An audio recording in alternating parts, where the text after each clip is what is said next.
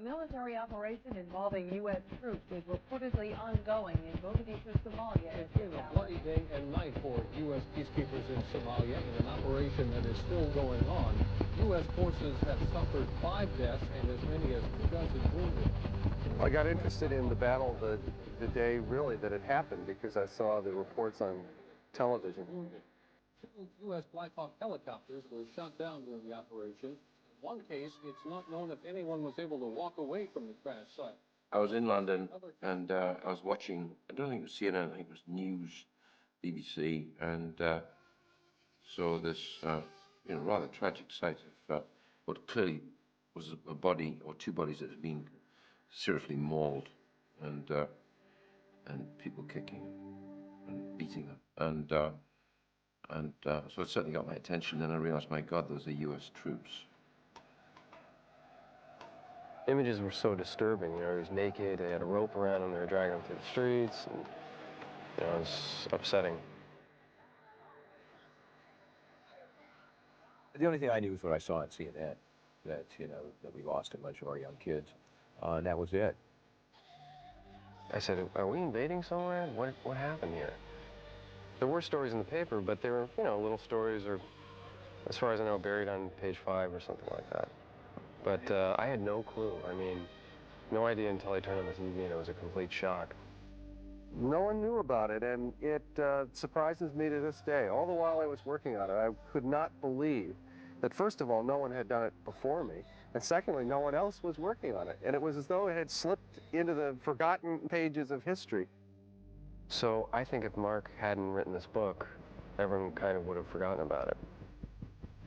Originally, I just felt it was an amazingly dramatic event, and if it was possible to find the men who had been through that experience, if I could overlap all of their stories and put them all together, it would be a very dramatic and powerful story.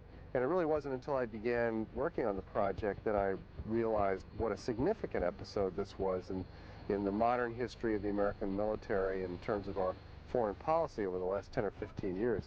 I'd like to be able to say that I knew all that when I started, but the truth is I just thought it was really a good story.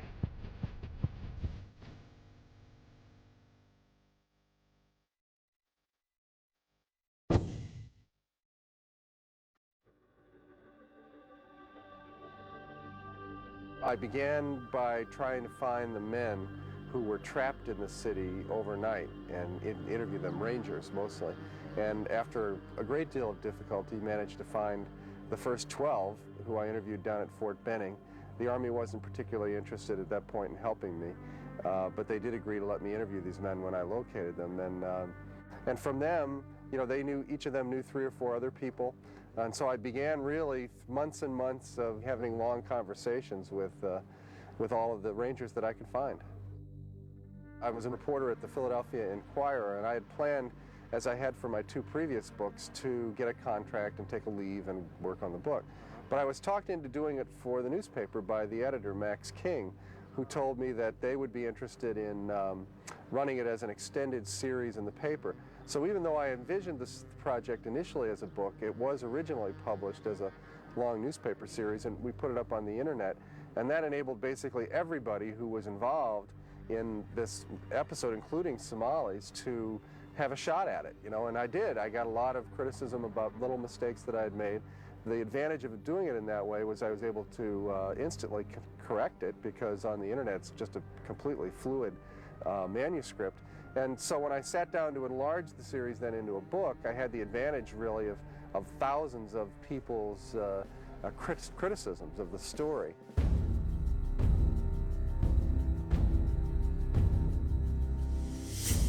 It was an amazing read. It was really exciting. It was an incredible first-person, second-by-second account of war, which I'd never read before. So you can read all these accounts of war, but none of them that are second-by-second, and from all different points of view. So the thing that struck me was, this is a war book that puts you right in the soldier's boots, and makes you run along the streets with them, and it just blew me away. It was great when you have the ability to take a look at something from a journalist's point of view, and Mark Bowden came in and really did an amazing job with his book and took you inside the lives of these young men and what they went through, and none of them were really prepared for what happened. Jerry Bruckheimer bought the rights to the story before the book was even published, so it was really off of the newspaper series that they got interested. We received the book itself in the galley form before it came out and fell in love with it. They were interested along with a few other film companies, but we sold it to Jerry Bruckheimer. And I began discussing things with them probably in early 1998 and sat down and wrote the original adaptation of the book into the first draft of the screenplay for the movie. I had never written a screenplay before, and I wanted to take a shot at it because I'd been involved in another film some years ago, and I was just there as a consultant. It was a movie based on a story that I had written, and I felt it would be fun and interesting. It would be a way of getting myself more involved if I could take a crack at the screenplay. And Jerry was game enough to let me have a shot at it, even though I've never written a screenplay before. He literally gave me books of how to write screenplays, and I'm sure they all got a kick out of what I produced. But I enjoyed it very much, and in fact, you know, much of what I wrote in the original draft of the screenplay, some of what I wrote, I wouldn't say much, some of what I wrote is still in the movie. Durant. Michael Durant. Yes. You are the ranger who kills my people? I'm not a ranger. I'm a pilot.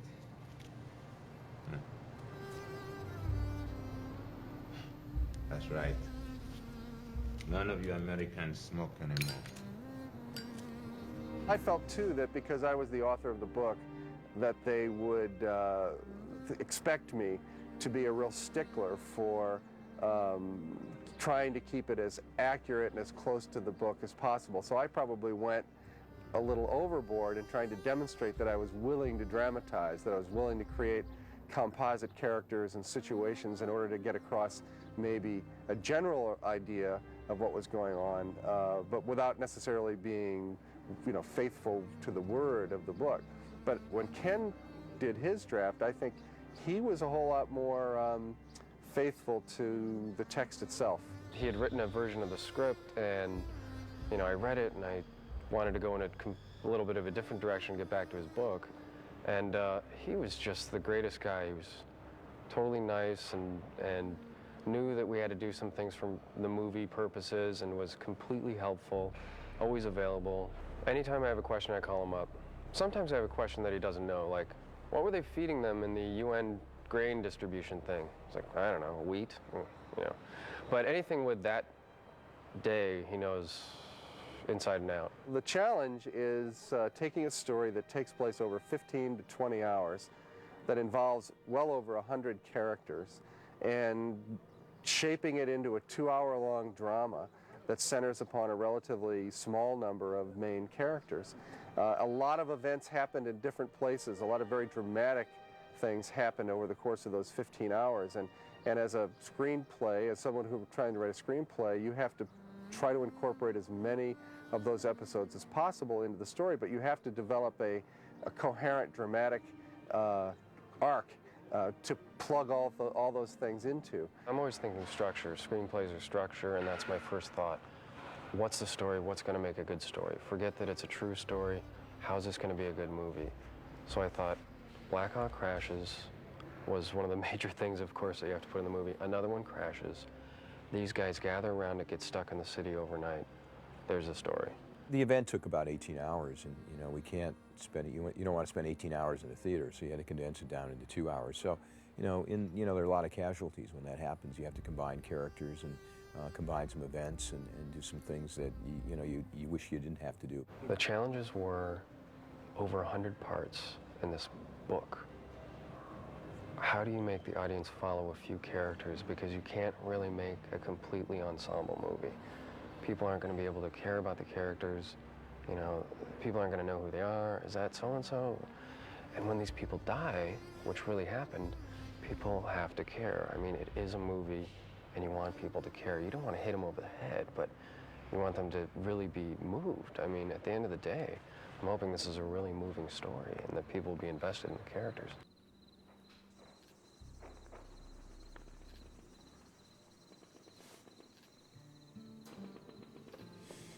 You tell my parents that I fought well today. that I fought hard.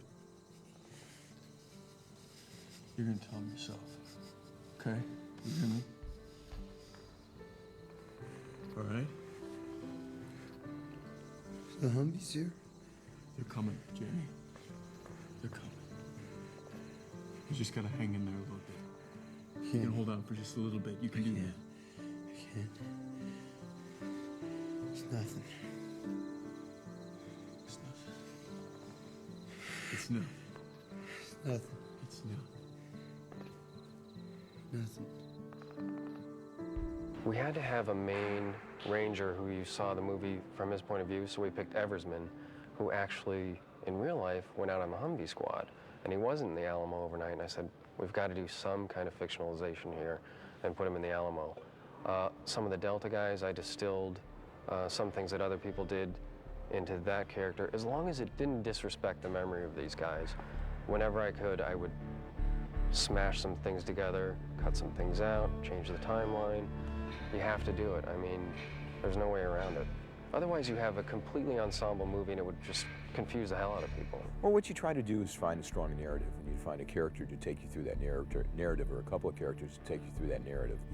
That's what we did with Eversman and Hoot, Garrison, and Steele, and some of the other characters. They're the driving the plot of the movie, and you try to build them into very strong characters, and those are the ones we kind of focused on. Had to unfortunately combine some other characters into their character. There's an awful lot of guys' stories, as you can imagine, in the real story. So for movie-making purposes, some of the characters have been amalgamated together. Some of the names have been changed for various reasons. I fall in that category. I'm playing Grimes. There was no Grimes there.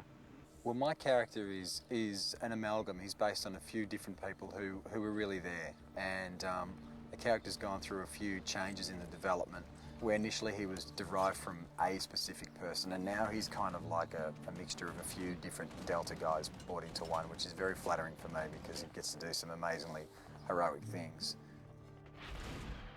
Which was good and bad in terms of research. It meant that I couldn't speak to a particular person and base the character solely on that person, but it made it a little bit more interesting in that I could create something myself a little bit more. I'm playing somebody who, he's very real. He's now a lieutenant colonel of the 10th Mountain Regiment. The irony being that's the people who came in at the end of the night and rescued everybody. But is what I'm doing and everything I'm saying exactly what he did and said? No, because a lot of the characters have been compressed, and a lot of the incidents have been compressed and changed. And so he's a composite of real and fiction. As an actor, you feel a lot of responsibility toward that person, particularly on somebody who is, you know, these guys who are all really heroes, you know, and courageous men putting their lives on the line for a greater cause. You know, it puts a lot of pressure on you to try and, you know, do the best that you can to portray them in the right light. The first thing you want to do is become the guy, and obviously I didn't get to meet the guy when I was over there, which was a shame. So I kind of went the route of, I've got what I've got in the book, and I've got what I've got in the script, and then I just kind of go with what my instincts on the character. You don't want to improvise too much. You don't want to make him something that he's not, and you don't want to shortchange him either. You know, so you want to do as much research as you can, and bring as much of the reality of the character, you know, to the film. But on the other hand, you know, when you're playing a character like this, sometimes it's better to keep it on a fictional basis rather than trying to imitate a particular man. You know what I mean? Because it is a fictional character ultimately, even though it's portraying somebody in real life. Playing somebody exactly the way they are, that's mimicry. That's not really acting. It's not really living through the part. It's good to be able to get there, but I just listened to what all the other guys had to say about him and tried to put that in there. He was kind of he's a best friend to everybody, kind of a father figure, kind of a, you know, really together dude. You can't necessarily embody that person because I've never met him. I don't know. Just simply trying to look like a soldier first and foremost. Get all those little details right that make it look good. But then when it comes down to a more extreme situation like treating a man that's dying, then yeah, you do begin to wonder if you're doing justice to somebody who actually had to go through that. It does occur. You can't burden yourself with every moment of it because there is a certain amount of artistic license that you take. You kind of do what you can, do your homework, be as respectful as you can, and then honor the tone of the script and the story. That's all you can do. My character's name is Gary Gordon, and he's a special ops soldier. He's a sniper. Of course, when I found out about this Gary Gordon, whom I'm playing, who was a hero, he is a hero. What he did back then was amazing. And the level of skill in his profession as a soldier was truly outstanding. Friendlies! It's good to see you. It's good to see you. How bad? My leg's broken. My back feels weird. Gotta get you out of here, buddy. Pulling him out. Cover. I mean, he died for his country, trying to save friends, comrades. It's been a worry to get it right, the soldiering part of it, because it would be terrible if his friends or people who knew him saw this and they went, "Oh my God, this is wrong. This is like a Hollywood version of." So yeah, I've been very concerned about that.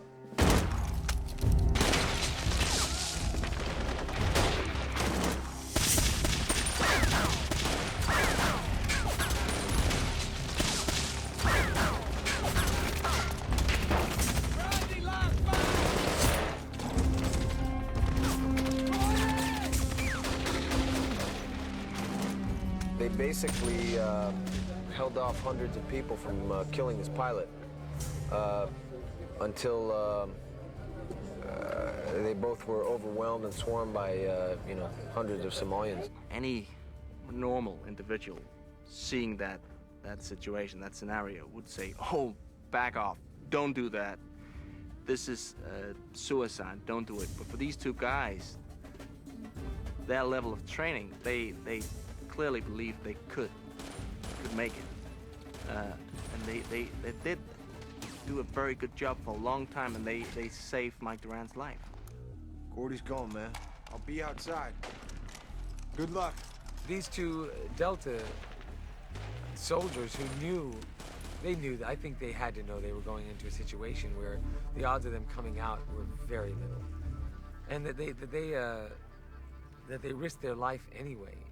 It's the kind of heroism you just don't meet and think it really happens.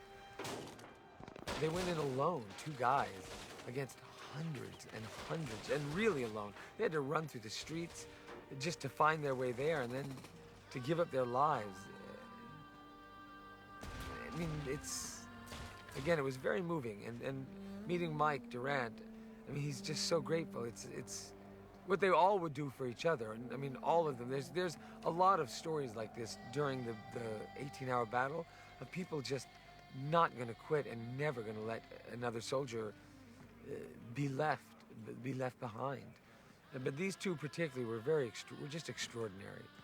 Every guy kind of came up to me and just said, do this guy proud because he was the real deal. All of these guys are incredibly professional, and then so to say that about another guy like that is, I mean, he was the real deal and never bragged about it. Was, in his own way, kind of like the Michael Jordan of helicopter pilots, but would never put it in your face. Would always keep it light out of survival.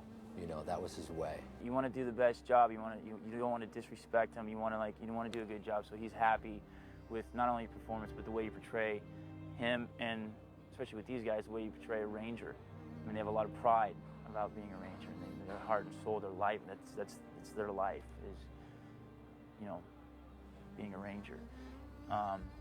So it's hard. It's interesting. I want to do a good job. I want to represent him in the best possible way I can. I believe for the majority, all these actors are committed to portraying these people as heroically and brave as they actually were.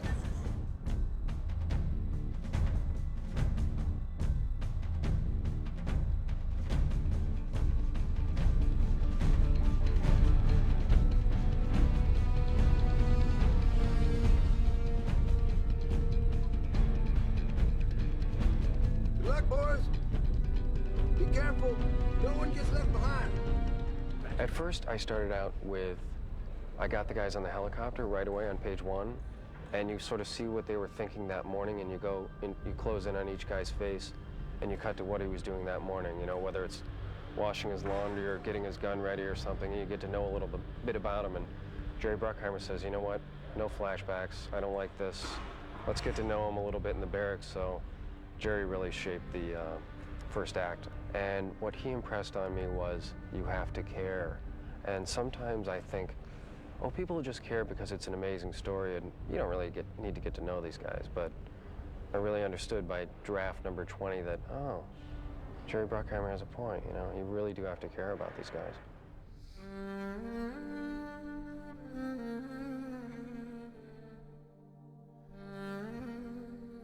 I think people are drawn to the action and the drama of the story, certainly, but I think that you form a strong emotional attachment to these young Americans, some of whom are only 18, 19, 20 years old, who've been thrust in this terrible and impossible situation and are forced to fight for their lives. I think that there's just, on a human level, anybody can identify with their desperation, with their predicament, and I think that we also come to admire, you know, their courage and their training and their professionalism in extricating themselves from this mess.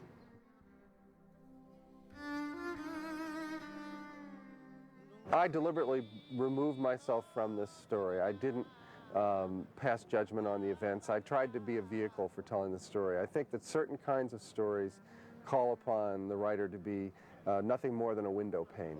And I even tried to strip down the prose in the book so that where it reflects certain dialects or attitudes or usages, I drew that from the soldiers themselves. And so even the prose in the book is shaped by the way these guys talk and the way these guys think.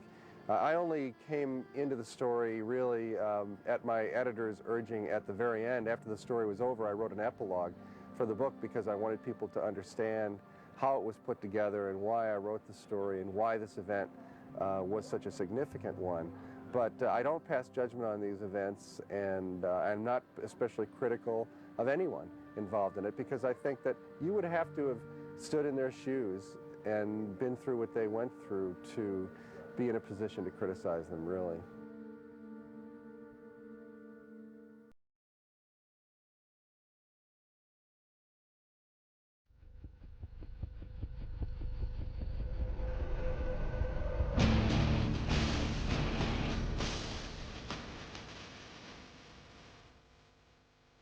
If you talk to any soldier that's been through a skirmish or a war, what they'll tell you, the only thing that saved their lives was either the man next to them or their training. What came across in Georgia from a lot of people was the strictness of the training that they receive, and how much they can rely on that when they get into the situation. They say that till you've done something 2,500 times, you don't have the muscle memory. And that's what it is. They're counteracting human instincts, and that's why they train them so hard. You know, they're trained to finish the mission and their objective, but just as important is to take care of your fellow Rangers. They're very proud, the Rangers, of how their training worked and how these 19 and 20-year-old boys behaved on the day. They had to cover each other, and they relied on their training. It's a testament to their training that any of them made it through at all.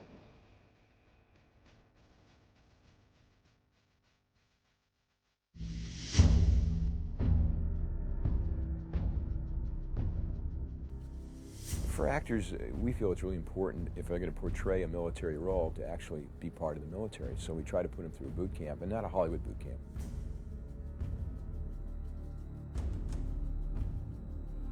We wanted the actors to have the respect for the military, what these kids go through, how they respect their officers, the physical torture that they go through, and feel a part of that. So when they're portraying their characters, they can draw on that. They also can draw on the tactics that they learned during this boot camp. I'm a big believer in making sure that before we start shooting an action movie such as this one, that the weapon skills and the body motion, the body movement, the body language skills are taught up front, so we don't have to coach the actors so intensely on set. It serves no purpose in my mind to simply put these people through a harassing session up front to simply say, I've been through hell. What skills have you learned? That's my question. What do I have to teach you before you take this shot? The answer should be nothing, because we've already had it in a skill training session prior to shooting. Because of the intense support we're getting from DOD, I had 3 separate commands that stood up a training element. I had the 75th Ranger Regiment, Fort Benning, Georgia, stand up a training element to train our Rangers. Our actors actually went down to that command and went through a modified Ranger indoctrination program. And it was without question one of the finest training sessions I've ever seen any group of actors go through. Those actors playing the other unit or the assault element went through a training program in Fort Bragg. The 7th Special Forces group stood up a training A-team to teach those guys the skills required to portray their characters properly. The pilots actually went to Fort Campbell, Kentucky, where the SOAR, 160 SOAR, or TF-160 people, have their helicopter training program. So each of the commands that were there have had a shot at training the people portraying their characters. So it's unparalleled in any DOD training program that has ever been put forth before. So we arrive at Fort Benning, and haircuts was the first thing.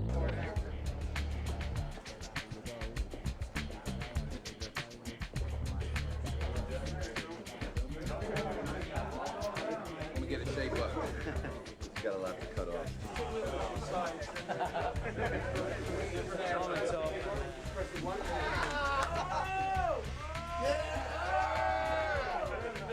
I actually like this haircut. It's real quick. No messing around here. Once you get the haircut, it all kind of comes together. It's all about the haircut.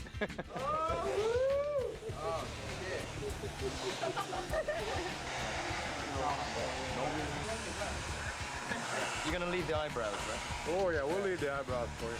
They have like hoovers on the end of the clippers so they don't lose any hair on the floor. It's just like...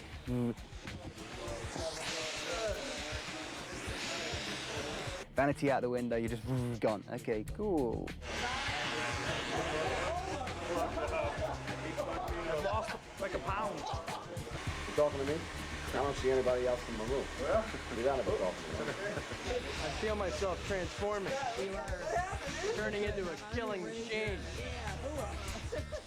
I just want mine thin and short, like a little mohawk, please. The reason why I did this movie was because of the haircut. This haircut's mint. Oh, dude. Yeah, I want it like a fade. I love having my head shaved. Yeah. That doesn't bother me. It'll grow back, I hope.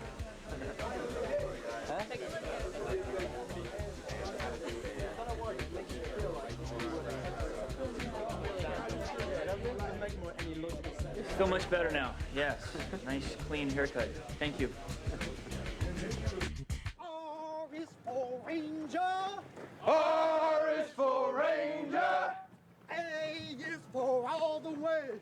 A is for all the way. It's not boot camp, it's Ranger orientation, and it was awesome. We were quite strictly told that it was not boot camp. It was a Ranger orientation, because the training that we had was far less severe to the training that they have, I think was the idea, but it was a very good taste of what, you know, they go through. Ranger! Oh, yeah! We learned what it's like to be a Ranger, or what it's like to be a Ranger, you know, because the Rangers really are very elite. They work really hard to become a Ranger. You've got to really want to be one. I thought we were just playing normal soldiers. I didn't know we were playing actually elite soldiers who are, you know, in the top percentiles of the army. So that was really intense. Oh, yeah. Oh, right. Oh, yeah. Looking good. Looking good. Oh, yeah. Oh, yeah. The Ranger orientation for the actors, the purpose of that was to give the actors a very quick snapshot of the tactics and techniques that Rangers use in ground fighting.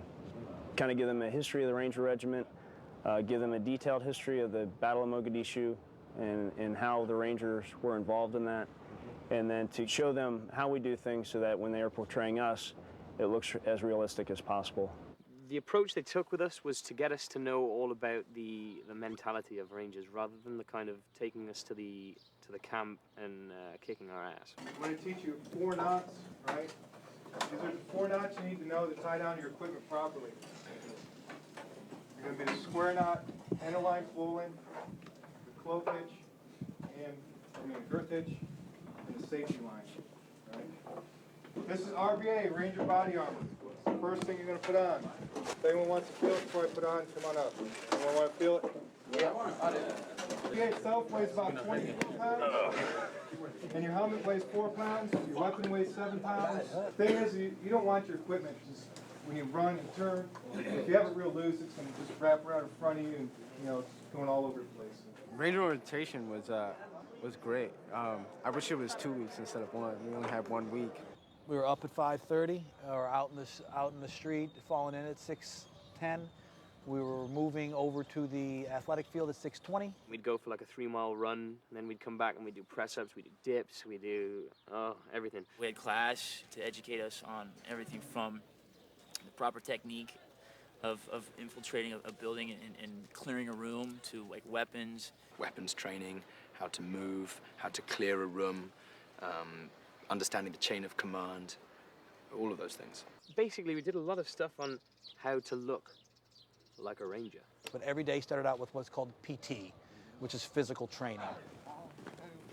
6, 1, 2, 3, 7, 1, 2, 3, 8, 1, 2, 9, 10, 1, 2, 3, 11, 1, 2, 3, 12, 1, 2, 3, 13,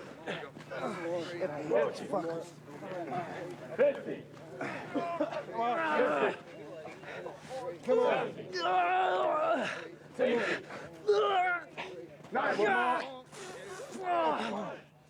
Now the Rangers had boot camp. The Delta guys, we had fun. Here's your body armor, pistol belt. This is our holster boot tag. Let me just give you an example. I think the first day the Rangers were at Fort Benning, they were like, all right, this is the Ranger Creed. The first day we were in Fort Bragg, they're going, see that door there? Let's blow it up.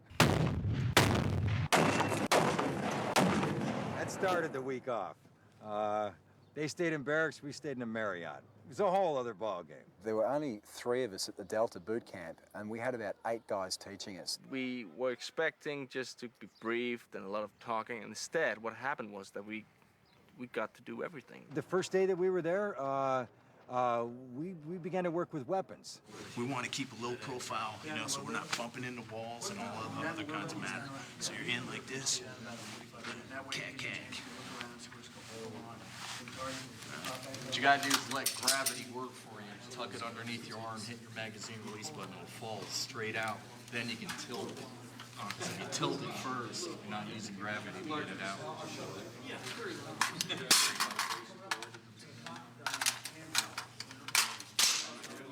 I'm gonna go to the pistol. Normally carry fire. There you go. In that week, it became very apparent how incredibly skilled and trained these young guys are. I mean, they're really drilled. Try and walk from your knees down. Okay, you're gonna have some movement up here, but you're not. Okay, you see how I'm bouncing? Yeah. Okay, now I'm keeping my knees together almost, making them knock against one another, and I'm walking light on my feet. See how I'm not bouncing anymore? Elbows tight in. You try and get from, you're like trying to walk a little sideways, okay? Try and keep from doing that. Try and keep your body square. How they move, how they cover each other. I mean, they never sprint. You never sprint because you lose discipline. They move at a steady pace, covering each other, walking down the street. They teach you a few little slogans like slow is smooth and smooth is fast. And that means, just keep it slow and smooth, so that you can, because if you're bouncing around, you can't see everything. You know what? Save your life. Relax. You're a little tense. Be careful doing the side step so you're not tripping over yourself. I can already ID by right here, there's a threat right there, right? Okay? Now as I'm moving, I can be breaking down here So I'm not doing this. Clearing down the wall, down the wall. There you go, good. Okay, number two's right here on you, hold it. Okay, got my weapon, boom. Okay, don't lose momentum, there you go, there you go. Don't move your head to the weapon, move the weapon to your head. You're turning around. Not too bad. 4. Oh, where are you going? You're getting shot. I'm getting shot. Please, any criticism I give you here is constructive criticism. It's not meant to belittle you at all.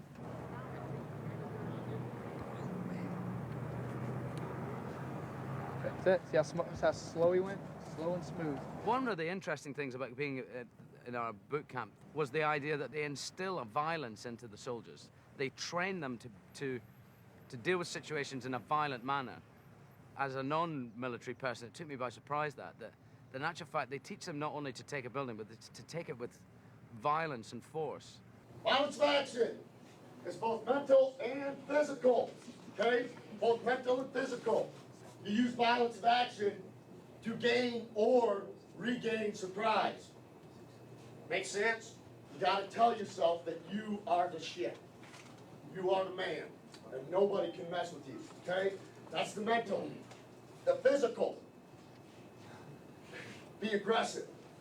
Be aggressive. It's quite a bizarre idea that occupied my mind for some time afterwards. You've already got this cleared, so your rifle is more or less pointed right there. Yeah. It's cleared. If there's any problems, you're in too close with this wall to engage, you're gonna have to just, and then this guy just flows past you.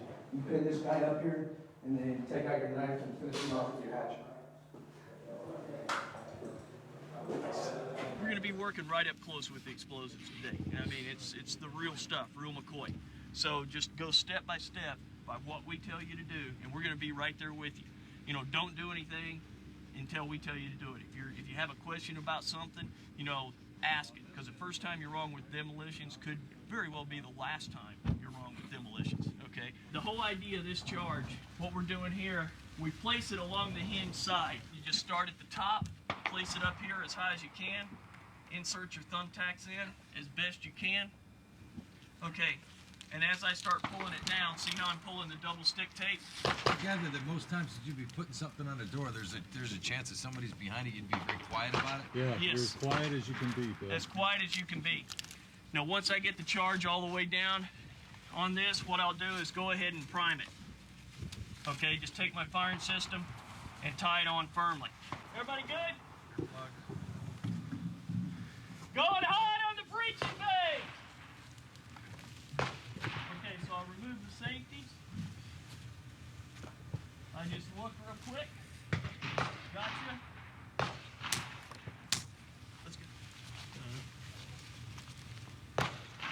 Crouch down, keep an eye on the charge, watch it. Yeah, let's run, let's go. Switch right.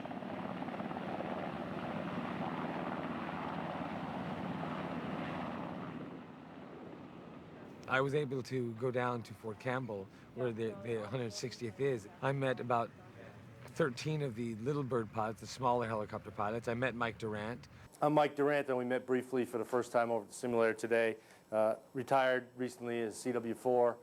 I was a flight lead of the Ranger Element pilot in command of Super 6-4. The briefing that you're going to see today is really a macro level briefing, and hopefully I'm not insulting what you know about the overall mission, but I've given this thing probably hundreds of times at this point, and there has been 7 years that have gone by, and not everybody knows all these facts, and if they did know them at one time, they may have forgotten them. So this really rolls it all up into one, from the time the U.S. got involved, really taking it all the way through till the withdrawal, the release of some of the folks that were apprehended by Task Force Ranger, that kind of stuff. I was surprised by how moved I was by meeting these guys. They were so not chest out and macho guys. They were all very calm, very relaxed, very professional.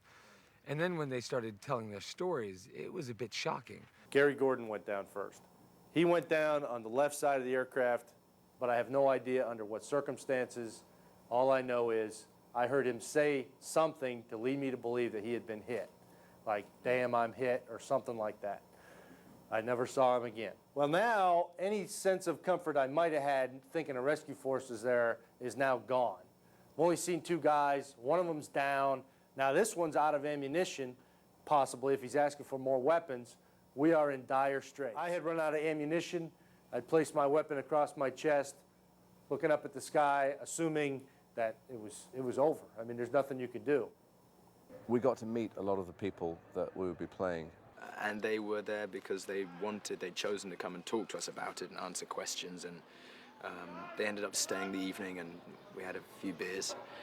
It was incredibly useful and interesting and helpful. Right. If there's any time we started feeling fear, was that next morning, because there was almost a slight sense of panic because things weren't right.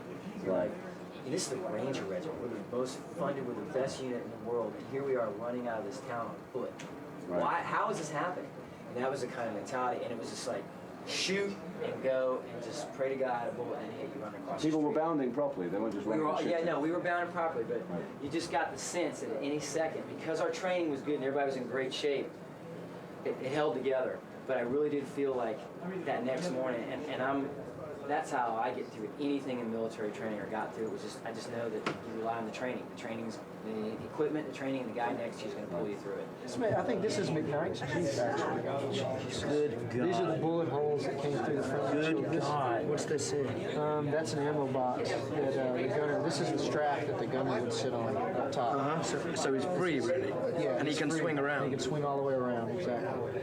When we got back to the stadium, there was a lot of the 10th Mountain men who would come in to help get us out. We're over there, and this was Somalia, and I remember feeling cold. I think I'd spent so much adrenaline, and I was shaking. They were giving us hot tea and coffee, and it was like 70 degrees outside, and all of us were just sort of standing around, and then we got together and we started getting the damage report, and find out who we lost, and it was kind of a shocker.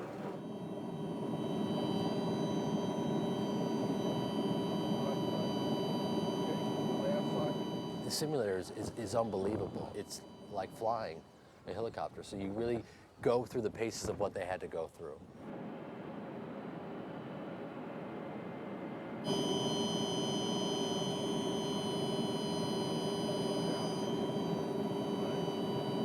It's tricky I still can't quite figure out if I have to give it, oh wow, that's very cool. Sorry. I suddenly saw a helicopter fly underneath me there, and I started going towards it.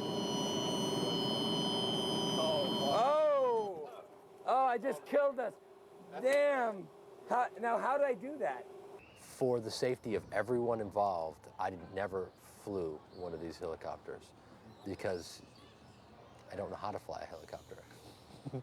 It's pretty intense stuff. All your motor skills are needed at every moment, but it's the hardest thing you've ever kind of witnessed because it's a push and pull at all times, and it's so completely delicate. Everything, it's so responsive. No, I can't do anything with my feet though, right? Oh. Okay, lower the collector. Lower the collector. All the way down. Level the aircraft. Okay, now we're in auto rotation. Okay. Notice how it's smoothed out. We're in auto rotation. Coming to the ground. And now pull up. Oh. Oh, hold on now. Oh, no, we're in trouble. Now you're crashing. Oh, we're dead. Yeah. Damn.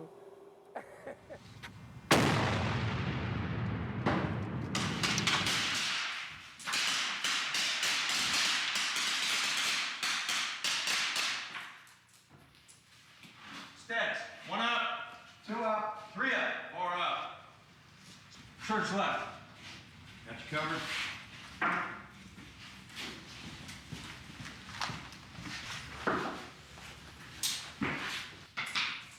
Boom!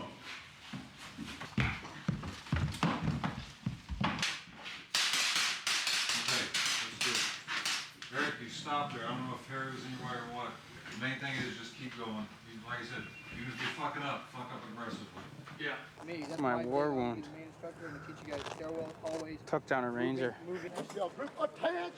Oh, come on, man. You know, people were kind of dropping like flies. I think and I was one of the flies, I'm afraid to say. The actors aren't rangers, and we realized that after about day one. But they did a great job. They came together as a team towards the end there, and maintained their motivation. We threw some things at them that were physically and mentally demanding, and they did a great job. We basically worked towards being able at the end of the week to travel through a street theoretically under fire like a group of trained rangers. In Somalia, although they were under fire, they got a call. Hey, you need to get your platoon from this end of the city to the other end of the city. All right? And that's what we're going to talk about, just moving through a city. In a non-permissive environment where you may take fire at any moment, you want to get through that pretty quickly, as quickly as you can, because speed is your security to an extent here. All right? Go. Go.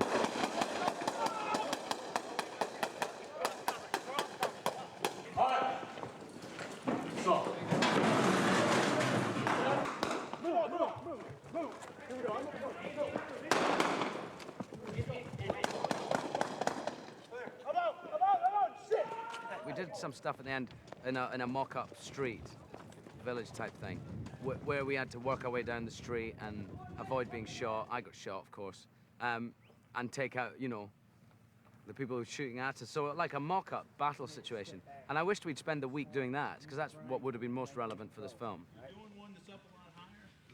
At the end of the week, we had a mock Black Hawk Down situation. They took us into a cinder block city. And this was the amazing part of it all. To get to this, where they said, okay, you're gonna start off here, you're gonna fast rope off that building, you're gonna go in here. There will be doors in there. If there's a yellow marker on the door, a single one, you're gonna shotgun it. If there are two, you're gonna blow that door. You're gonna move through there. There might be people in there. If there are people in there, flex cuff them, you gotta take them out. Live people. And then supposedly a helicopter had been shot down and we had to get from A to B, and in between were all these rangers who were more than willing to shoot at us.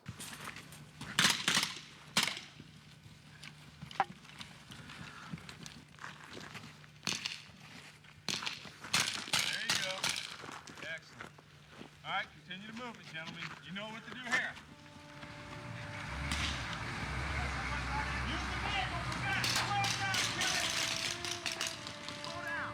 I've never been so exhausted in my life. It was like 50 minutes. It was amazing. Is all I could think of was when I took my helmet off and had all the heavy gear that was only an hour and a half or 2 hours, and these guys were there for 30 or 36. That was the first thing that hit me, was just how physically demanding it would be. Almost more important than all the training is the creed that they live by. It's like a religion. We thought that it was an unwritten rule that you didn't leave a man behind. It turns out it's a written rule. There's a thing called the Ranger Creed, which is 6 stanzas that they recite every morning en masse. First stanza of the Ranger Creed. Repeat after me. Recognizing I volunteer as a Ranger. Recognize I volunteer as a Ranger. Fully knowing the hazards of my chosen profession. Fully knowing the hazards of my chosen profession. I'll always endeavor. To uphold the prestige. Honor. And high spirit accord. For my Ranger regiment. The basic center is that you never leave a ranger behind, and that is paramount. I mean, that is drilled into them from the word go. You know, over and above their weapons training, everything else is a kind of way of life. The Night Stalkers' motto is NSDQ. Night Stalkers don't quit. You never quit. The Rangers, you never leave a man behind. They wanted to explain that to us and drill it into us more than they wanted to teach us how to hold the gun. Acknowledging the fact. Acknowledging the fact. That a Ranger is a more elite soldier. That a Ranger is a more elite soldier. Who arrives at the cutting edge of battle. Who arrives at the cutting edge of battle. By land. By land. Sea. Or air. Or air. I accept the fact. That as a Ranger. My country has picked me. To move further. Faster. And fight harder. Than any other soldier. They become brothers, and they depend on each other. You know, the man on your shoulder is the man covering you, is the man who can save your life as much as you can save theirs. You don't come across that kind of relationship every day. They have this mindset of your back is covered by your Ranger buddy's back. You watch your ranger buddies back. You don't think about your own, you think about everyone else's. And therefore, if everyone thinks like that, everyone's back should be covered. Never shall I fail my comrades. Never shall I fail my comrades. I always keep myself mentally alert. I always keep myself mentally alert. Physically strong. Physically strong. And morally straight. And morally straight. And I will shoulder more than my share of the task. And I'll shoulder more than my share of the task. Whatever it may be. Whatever it may be. 100%. And then some. It's like having, 200 best friends, but even more so, that will die for you. I would be lying if I said I knew what that meant, because I really don't. I can get close to it, but I don't really know that I would have it in me to die for somebody, Gallantly will I show the world. And I'm a specially selected, well-trained soldier. My course is superior officers.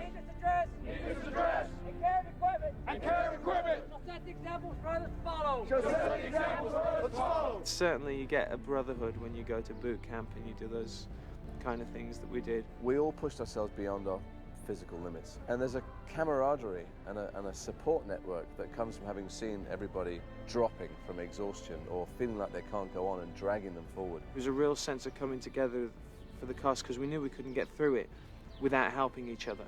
Energetically, I'll meet the enemies of my country. Energetically, will I meet the energies of my country. I shall defeat them on the field of battle. For I'm better trained. I will fight with all my might. Surrender is not a range of words. Surrender is not a range of words. I'll never leave a fallen comrade. I'll never leave a fallen comrade. To fall into the hands of the enemy. To fall into the hands of the enemy. And under no circumstances. Will I ever embarrass my country. Will I ever embarrass my country. These are real characters. This is a real guy. This is a real man I'm portraying, and we just want to bring integrity to it, and and a lot of respect. On the last day of boot camp, we all got an anonymous note pushed under our door that thanked us for our hard work and asked us to tell their story true. And it was signed from all the boys who died. And it was one of the most moving experiences of the week. I left there with a lot of respect for not only the Rangers, but everybody who serves for our country. And it made me work harder as an actor to portray these guys correctly and as accurately as possible. Readily while displayed! Readily while displayed! The intestinal fortitude required! The intestinal fortitude required! To fight on the Ranger objective! To fight on the Ranger objective! And complete the mission! And complete the mission! Though I be the lone survivor! Will I be the lone survivor? Rangers lead the way! Rangers lead the way!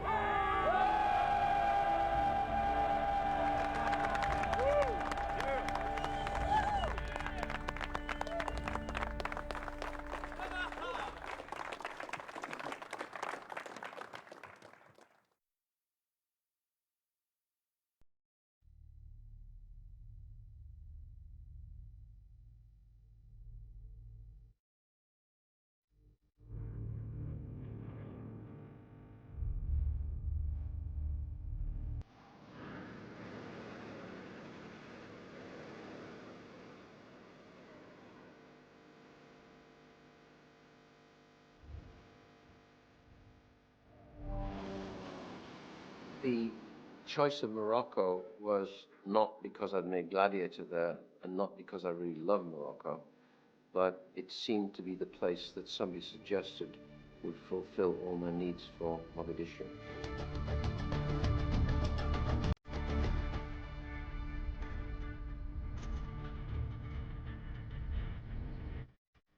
Branko said, I know this place that I think might be a good second to Mogadishu. So I said, go, I told Ridley, I will find locations. And I came here, Saleh, and Rabat. And I made hundreds of pictures. I was thinking that's the right place to shoot.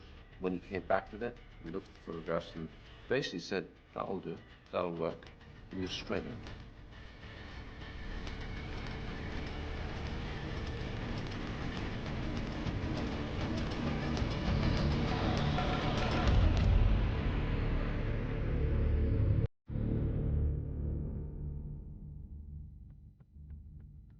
It was a working class district, which, it's, people say, yeah, God, it's pretty rough. When you get used to going in there every day, it's actually rather nice.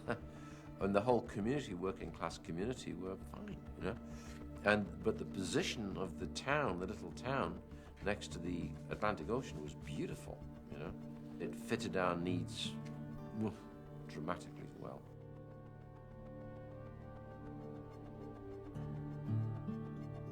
Without the look, we wouldn't be here. Also, Morocco has had a lot of film companies come in and done a lot of filming, so you have a lot of Moroccan crew that are technically excellent at what they do.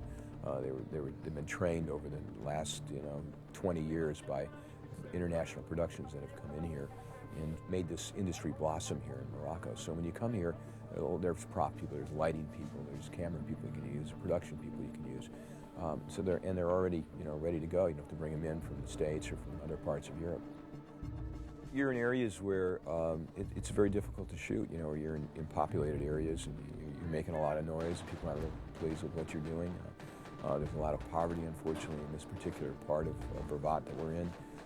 So there were people that were upset that we were here. Considering what we were doing and where we were doing it, which was tricky, with view to people on the streets being accepted there.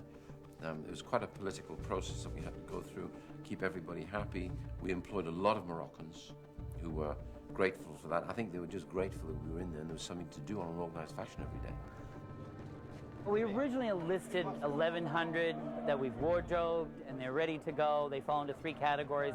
The core group, which are up front, that we train to do stunts and things like that. The front line, which have the better Somali look as close as I could get, and then all the others. So we've wardrobed 1,100 so far. I've actually bought probably over 2,500 outfits to be able to cover the 1,500. Plus, we have a core group of 50 who are playing the militia, and they need to have 4, 5, 6 outfits each. And those 4, 5, 6 outfits have to also be quadrupled for the bullet hits that they might take. So it mounts up.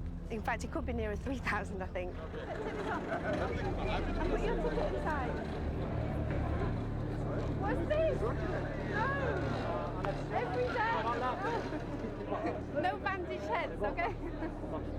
And the biggest task was just getting my head around how much stuff I needed to buy and not being able to go to Somalia and buy the stuff because you can't go there. So I went around ports and to Marrakesh, Casablanca and here and bought similar stuff. Also, I bought a lot of fabrics for the ladies from England, from various shops that sell African clothing, and also went around similar places here that sell old fabrics. And I found loads of fabrics from the late 80s and 70s, actually, that were stuffed in the back of shops. It's been a real kind of lengthy process, actually, choosing each piece.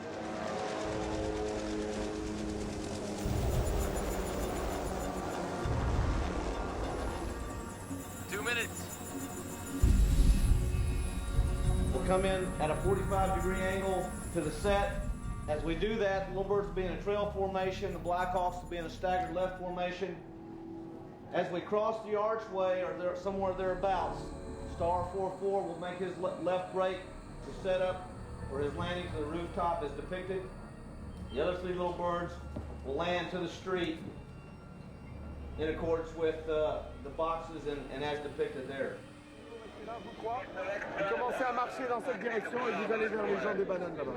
It's an enormous crew and everybody speaks another language, and how they understand each other I don't understand. The people from Liberia and Nigeria, they speak English. The people from Ghana speak Creole. The people from Senegal, some English, some Wolof. The tribal languages, of course, which I don't have a clue. Most of them French.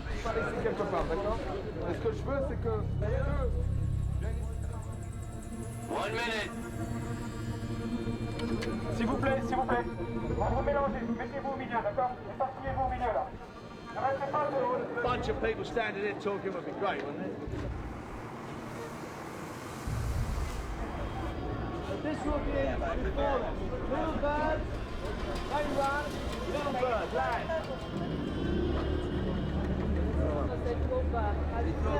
And then they're going to land, and then he's going to cross the street.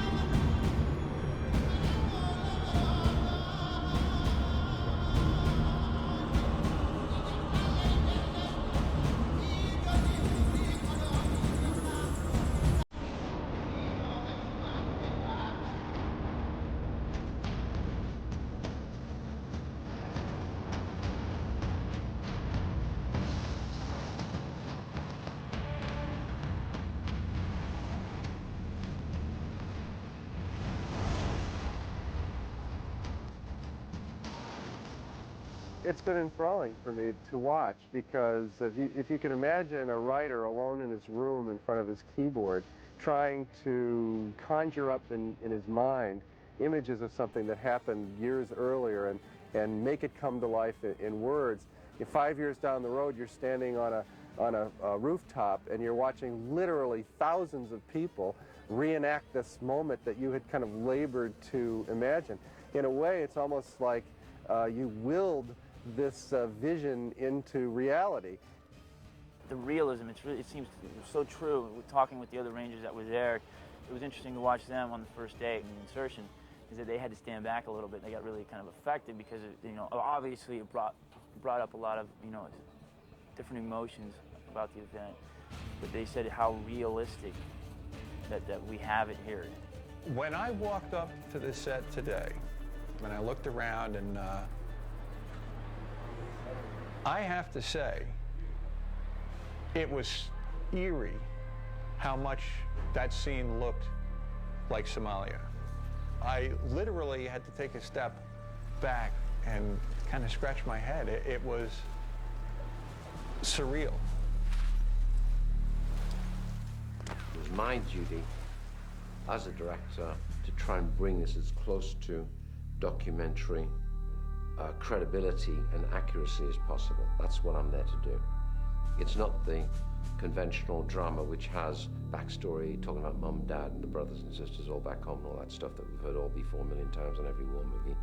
I didn't want to do that. I just wanted to not have that, because I felt it was about the insertion and the exit and what do you feel after that. The realism, the total realism is what will separate this film from any other. And I really hope it gets out the fact that there is so much realism in this film. The insertion was actually conducted by the troops that we had on set. The 75th Ranger Regiment provided a platoon of Rangers, all fast rope qualified, and they, in fact, conducted the insertion from the Black Hawks. It was as close to the real thing as you can get, because it was the real thing. The Rangers came to conduct all the fast rope scenes that they were going to do in the movie. We wanted to lend as much support as we could to give the movie production as much realism as possible. And we're the only infantry unit that can conduct fast rope operations. We weren't allowed to fast rope, which is a shame, because we did fast rope in training. Fast rope is when they drop this huge rope out of a helicopter and everybody jumps off and slides down and burns their hands. It was terribly frustrating on the day that we couldn't do it. Of course, it was probably very wise, since the Rangers did it professionally and well, and we would end up like the Keystone Cops. I mean, why take a chance? When you get the Army Rangers here, there's no need, No need for anything else. You got the best, come on, if the bike's not broke, don't fix it. They did it again and again and again and again and again, and it was, I hate to sound like a surfer, but it was awesome.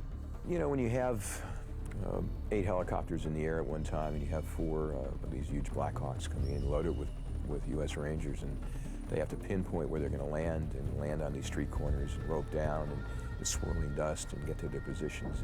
It's an awesome sight to see. I've never seen anything quite like it. We did 8 insertions over a 2-day period, and we had no injuries on any of those 8 insertions, so it was very successful, I think.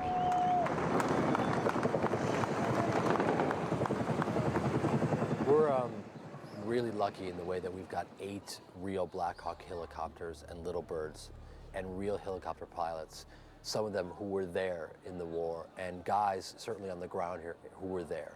So we've got like an incredible support team. We have Lee Van Arsdale, who was head of the Delta Force that was here in Somalia, Tom Matthews, who was up in the air for 18 hours, who's the head of the 160th that was here.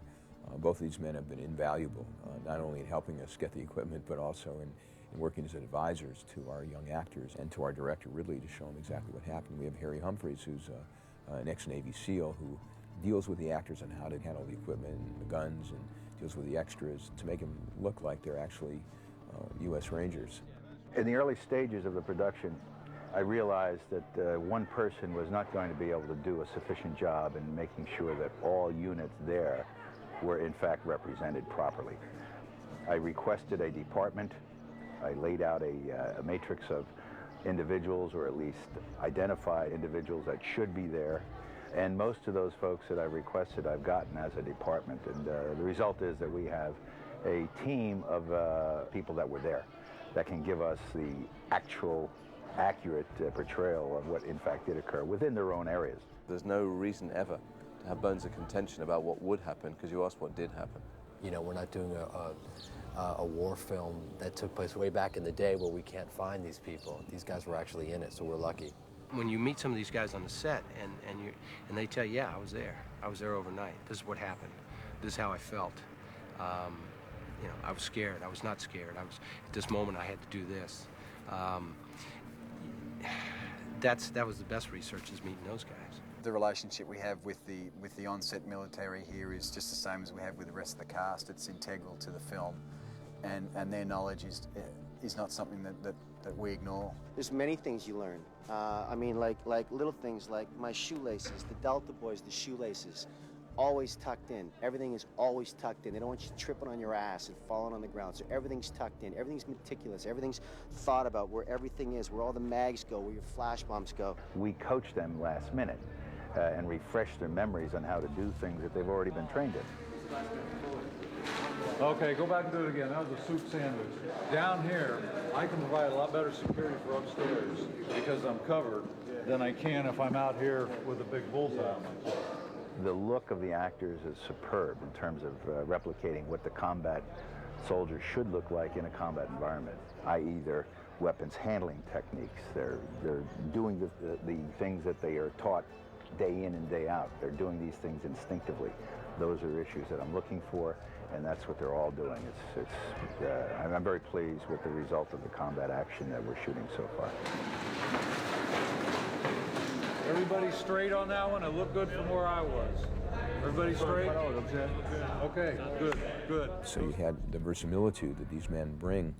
You're seeing a movie that is enormously accurate. Not the actual event, because we certainly had to change things, but the movements of the military through the event. Let's go, Delta! Everything in this film looks so real because it is. And it's more of a kick for us because the amount of stuff I've gotten to do with these helicopters, I mean, it's the first time in my life I actually stopped and thought, do I have a will? And if so, have I filled it out properly? I mean, I've done scenes where I've taken off out at the helicopter base and 5 minutes later I'm unhooking myself from a safety harness, jumping off a helicopter into this completely realistic situation where there's cars on fire and smoke billowing through and literally 1,000 extras shooting at you, some 50 cals going off. You're jumping out of a real helicopter, you're having to remember to keep your head down so your head doesn't get chopped off. And then you suddenly got to remember that once you hit the ground, that's when the scene really starts. So when you're doing that, and especially in the earlier stuff, there's maybe 7 cameras and you don't know where they are. There's cameras in rocks, in the ground, there's cameras in people's backpacks. We don't know where the cameras are. There's 1 or 2 you can see, but you know there's 7 or 8 of them around, which is brilliant. So that means you've got to be on all the time. You know, that's good. There's squibs and explosions going off everywhere, and you don't know where they're going to go off.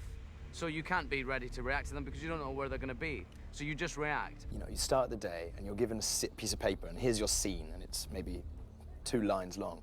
You think, okay, you turn up on set. There's a street. There's explosives lined all over it. There's 50 men with guns. See, I thought this was a musical, so I'm confused by the gunfire constantly. There goes Twombly. You see that? Yeah, he gets blown up. I begged them to blow me up, and since I've been looking forward to it, and then they blew me up, and it was great. And I feel born again.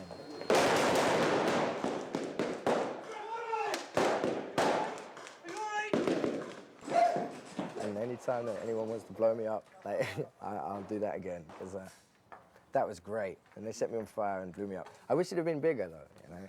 I want more explosion. Hopefully they'll do it today. The biggest part, I think, was the sheer quantity of it.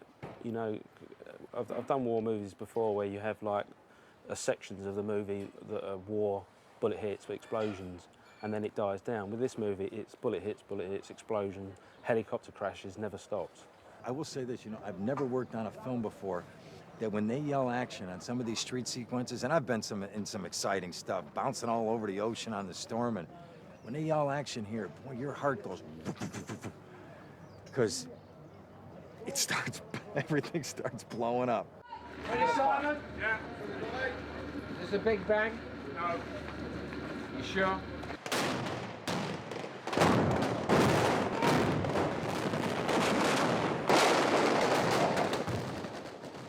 The fact that Ridley doesn't stop the explosions for dialogue. I think that the fact that he lets them go. All the M16s are firing, the mortar rounds are going off, the RPGs are going at him, and he says, say your line. So there's complete terror in the actor's eyes. When Ridley starts blowing up everything around you and shit's pinging off the Humvees, boom, boom, boom, you don't have to act. You don't have to act at all whatsoever. It's just, I'm really scared. You can't prepare yourself for that, so there's going to be a lot of real moments on screen. See that right there? That rocket's going to be going 90 miles an hour. Where? Oh, shit. Boom!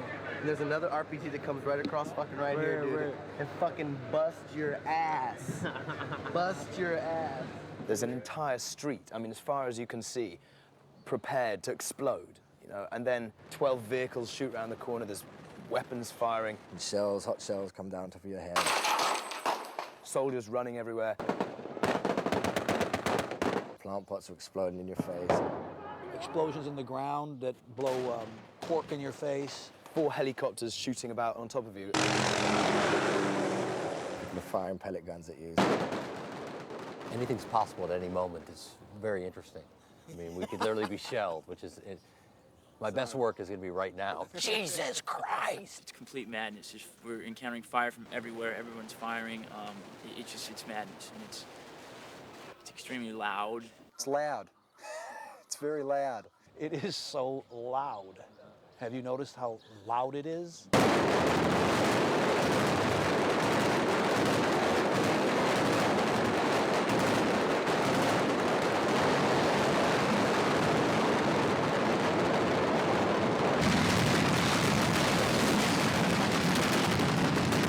These guns are so loud, and we're actors. We're pussy actors. We're not used to firing big guns, you know. So, for a lot of us, this is something that's completely alien, you know, and new. I remember the first take I did where there were 50 cals and CAR-15s being fired, and it was just an oral assault. You know, it's literally overwhelming the first time you're exposed to that. And, you know, Ridley always has at least 100 militia guys shooting at you at the same time. So it's literally an overload of the senses at first, and then you kind of get used to it, which is even more scary. Probably the busiest shot, we let off probably 1,200 bullet hits in one take, and then they want to go again, so, you know, 2 takes.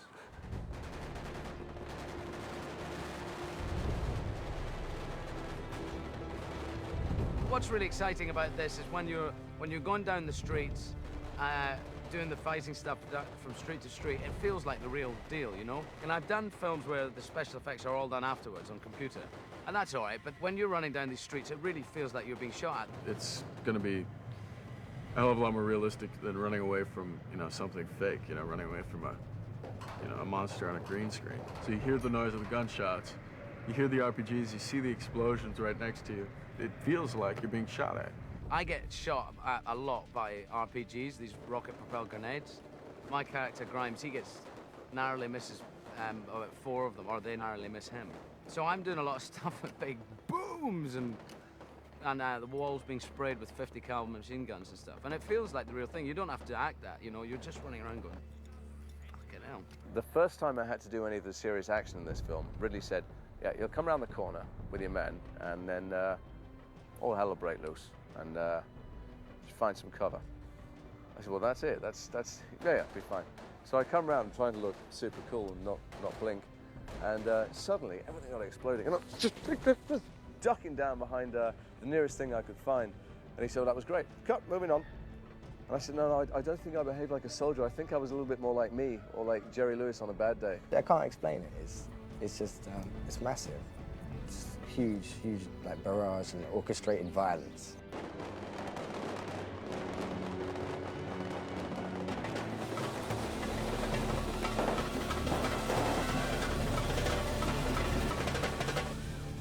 I haven't felt panicked or uncomfortable or anything, and this is my first big film, and I think it stems from the fact that Ridley is so relaxed.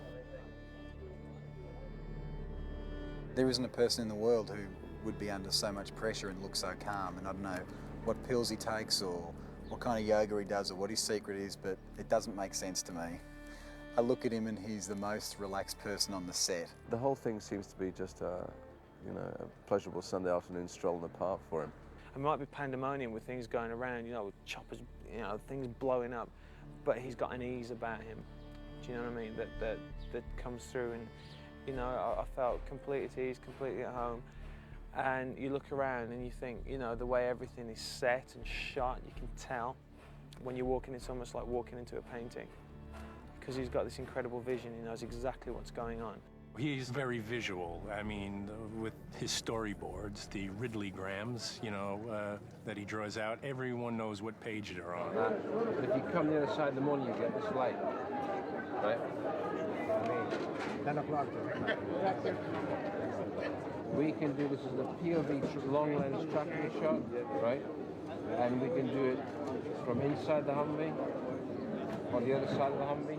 Ridley's just got this extraordinary visual gift. He knocks up these little sketches, in 2 seconds. He grabs a pen. I remember the first time I saw one, he came to set and he said, "Yeah, I've just done these little drawings in the car for you here to show you what's going to happen in the scene."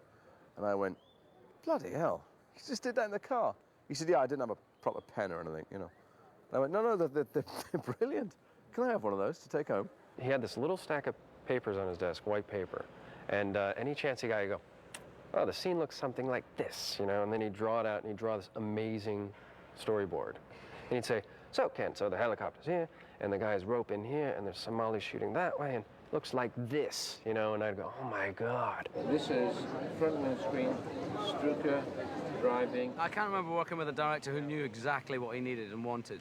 I've never seen him phased by anything because he knows exactly what he needs. And I think he shoots the way he's going to edit, which is nice. Sometimes you do films where a director will cover everything always, just so because they don't know how they're going to make it look. Whereas Ridley knows how he's going to make it look, and he knows what he needs, so he shoots what he needs to edit. And that's really interesting to watch. And also, he's absolutely precise and dead on with his direction. I've heard he has a reputation of not directing, and I don't get that at all.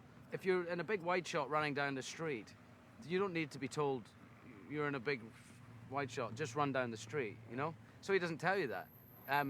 You know where you're going to go, but when you're playing a scene, when the camera's in close, he's there telling you what do you like, or he's pushing you one way or the other, But just watching someone who seems to make it so effortless, and he seems so unpressured by what's clearly, an enormous project,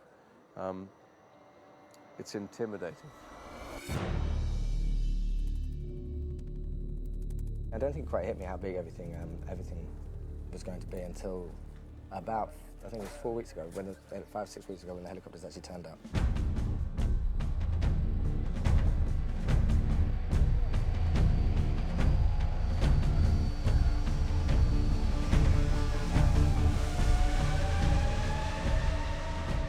They arrived in 2 big freighters.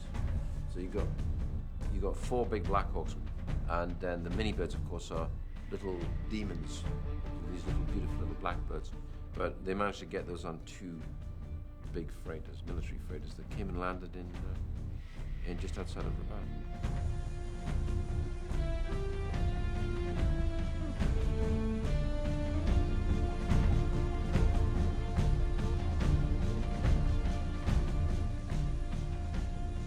The American government is the only ones that really has these helicopters. So we had to either make a deal with the government or do it digitally. And we felt it was much more important for the reality of the movie to do it with the real helicopters. If I had to rent helicopters, I couldn't rent Black Hawks. And of course, it's called Black Hawk Down. It's about the Black Hawk. And I would have had to rent Hueys. And Hueys don't look like Black Hawks. And so we went right to the wire in terms of negotiation with the Pentagon about their requirements as to how they wanted to be perceived during the film. But that negotiation took a long time. So I was already in Saleh, already planning, and now in the process of having to turn my schedule around, because I'd planned to do the big insertion up front with the Black Hawks to get the big thing out the way, and I couldn't because they didn't have the aircraft. And so I had to adjust the schedule, and we just began the film, knowing I had 6 Hueys standing in Germany ready with the black spray cannons ready to spray them. And I was a month into principal photography before I got the helicopters. So it was a little hairy. I've never seen machines quite as majestic as the Black Hawks, and it's like ballet watching them take off and land, and they're so precise.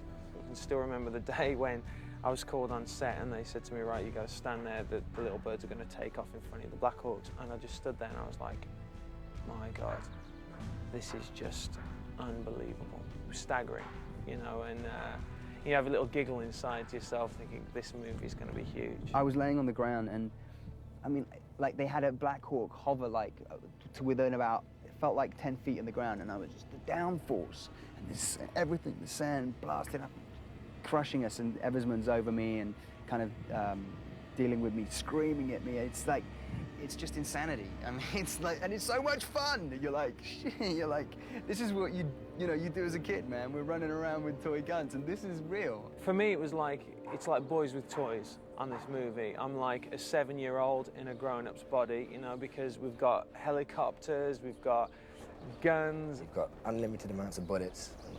You're just tearing everything up, and until, I think people are still firing their weapons after they see us cut for ages.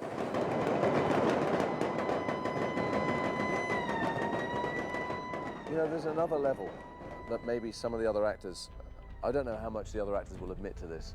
It's a very serious film in the sense that, you know, we have a sense of responsibility to the people who died and the people who lived, who we've met. But there's a level on which none of us can quite believe that we're getting to run around firing guns and ducking bullets and jumping under things exploding.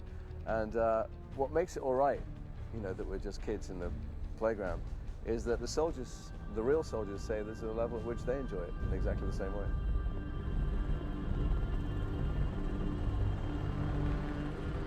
It's a huge rush. I mean, it's like I said, it's like a great game. You know, it's like there's certain things in life that you want to be able to do without having the bad experiences attached to them, and this is one of them. You know, I get to run around with guns and, you know, things blowing up around you, but I don't actually have to kill anybody, and nobody's going to kill me, and that's great.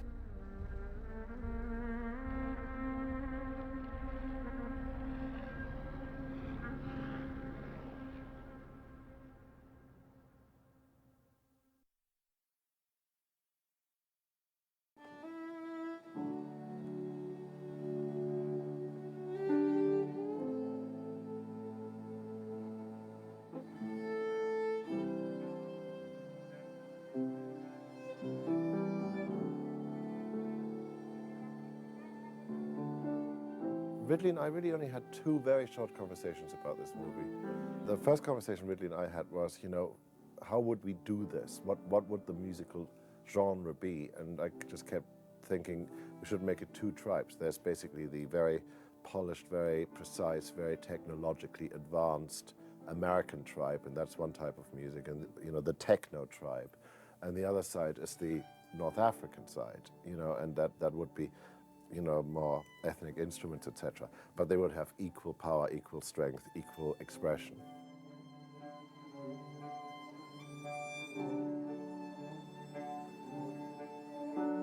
Even before shooting started, you know, I read more books about the history of Somalia and the history of that than any musician should.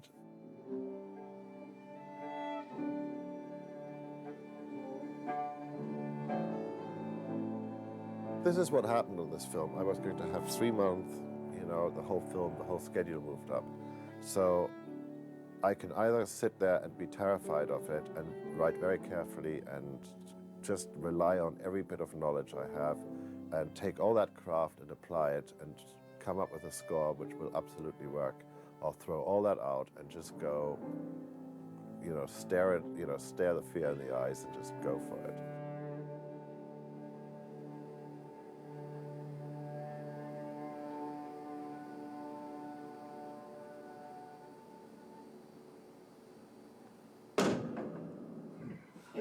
I wanted to work virtually in the way that the Rangers and the Deltas work in the movie. I mean, stay true to their thing, which is work within a very small group of very, very sophisticated, very highly trained musicians, all with very strong opinions of their own.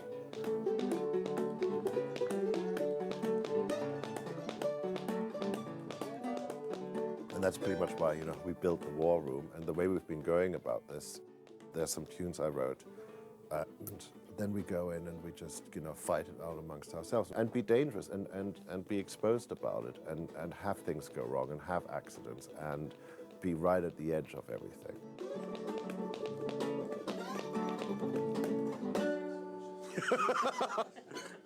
Fabulous. In a funny way, I mean, because the impression I got from watching the film the first time was there's a vulnerability within this group of soldiers that they only overcome by taking chances for each other, and in a way I'm trying to have that reflect in our process. Confusing that double C. Isn't that two C's there? Two C's, right? Yeah. It gets pretty heated in there as well. I mean, I've on purpose surrounded myself with very individual thinkers and very strong personalities. We were waiting for your part to get transposed. No, it's not that. It's just because if we're gonna get into it, let's get into it. Let's do it. I got it 4 times and then we should just let it run, right? Okay. No, I tell you what, 4 times is a long time. Well, let's go for it. One of the things I think which hopefully will differentiate this from anything else anybody has done, I mean, there are a lot of things which we just leave to chance. Things we've been doing is literally just playing up against the picture, for 20 minutes, and then taking sections of that and just moving them around, virtually like Jackson Pollock would do with a paintbrush, just doing these huge big brush strokes and not having many things move within it.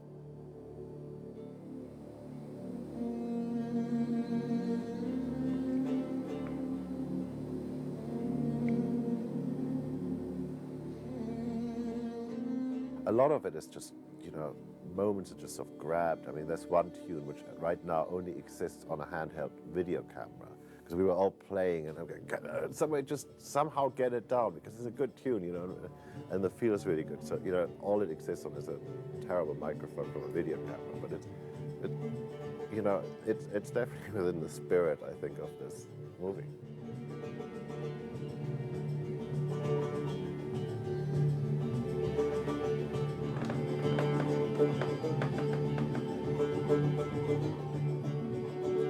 It's not just improvisational. I do have a plan, I do have a tune. We try it out, and we instantly know the plan is going wrong, and we adapt. We come up with new ideas.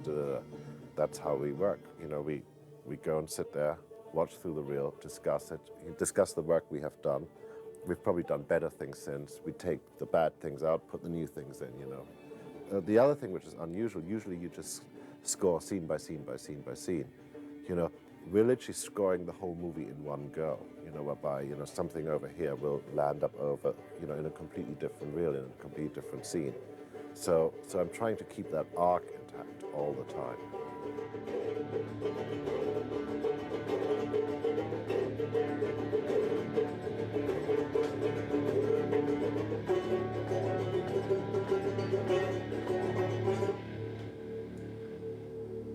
I try to do the same thing with the orchestra. I try to make them into a unit that isn't just a bunch of musicians leading notes.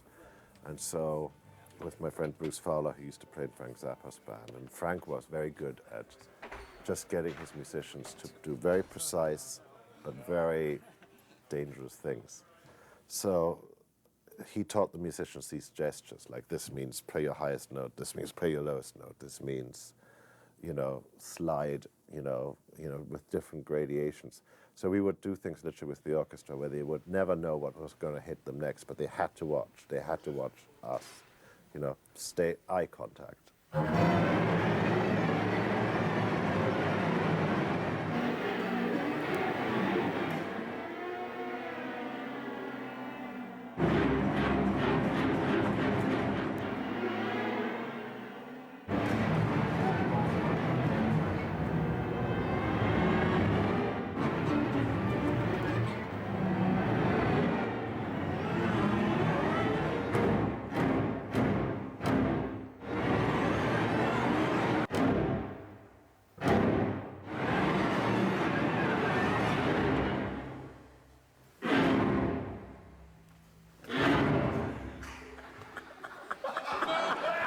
So some of these things, they're virtually like sound sculptures. Because one of the things you can't do if you're trying to stay unpredictable in this movie is, oh, it's just the North African instruments, or it's just the American instruments, you know, because that becomes, the unpredictability of that becomes predictable in its own way. So, you know, occasionally I just want to pull back and have the orchestral colors in. So it is more like a sculpture, it's more like a collage, this whole thing.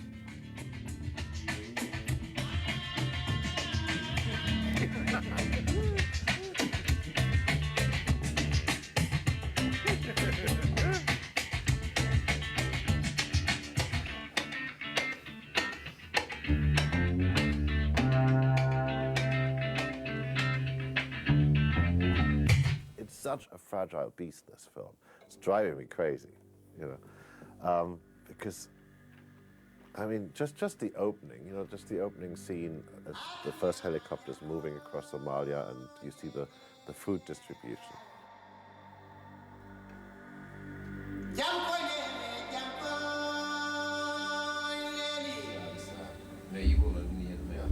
Okay, so this is just, you know, us fucking with it, right?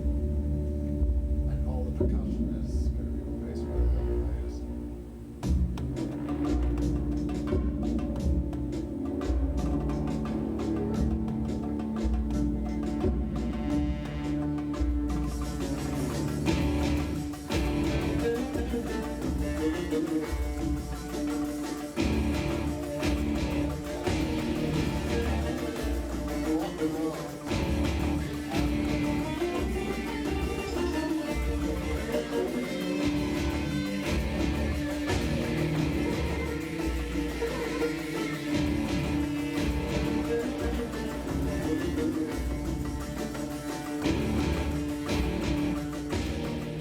First you go, oh my God, look, they're shooting women and children, you know, I mean, the Ardite soldiers. You know, this is terrible, and you want to comment on it in your Western way, you know, in our, you know, European or American moral standards. And in a funny way, what I'm trying to do is not do that for a while, and just let us observe, and let the music just observe.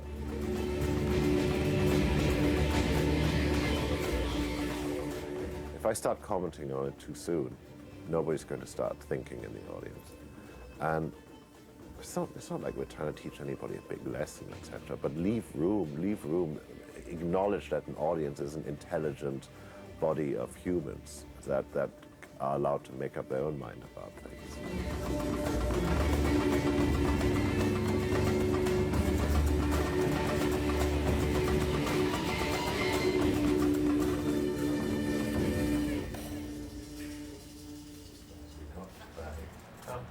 I mean, I'm 7 against 1 here, okay, right?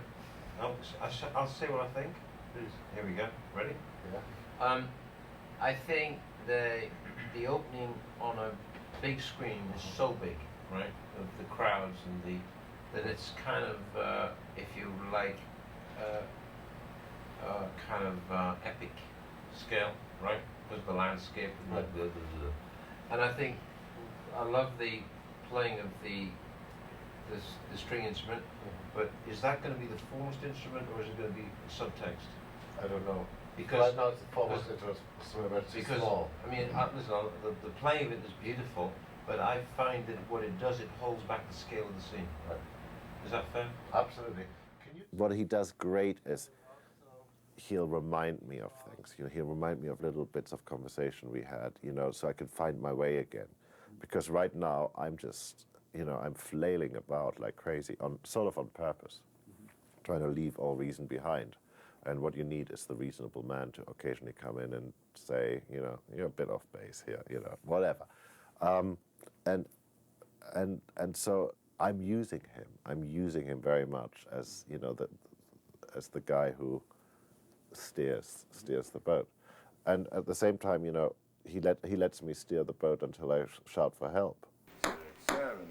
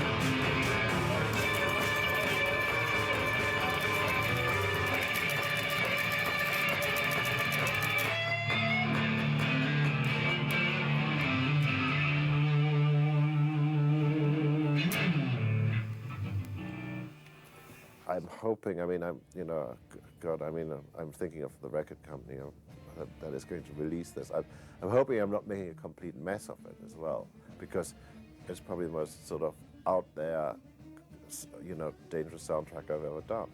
For Ridley and Jerry Bruckheimer to let me work this way, I don't think Jerry is crazy. He's been too successful. And Ridley's definitely not crazy, but they're just, I bet you they're just praying that I'm pulling it off, because I have pushed them out onto a ledge as well, not just myself.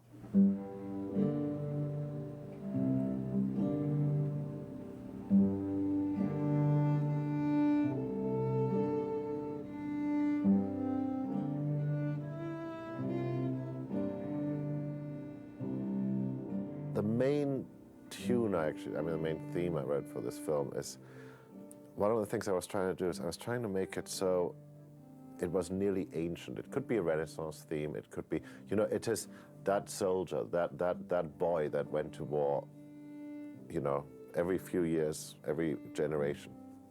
It could be from the 30-year war, something like that. So just, there seems to be a line of these men that do this job.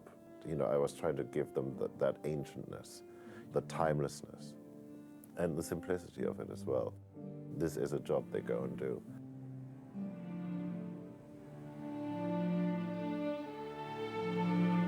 I don't think that they think of themselves as heroes.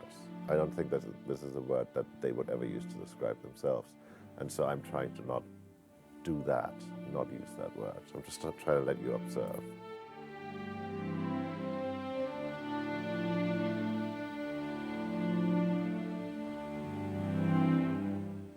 I think Ridley has taken great care to be true to the story and to be realistic. And I desperately am trying to not be manipulative in that sort of filmic way, and to try to, be real, and let you feel what this is like.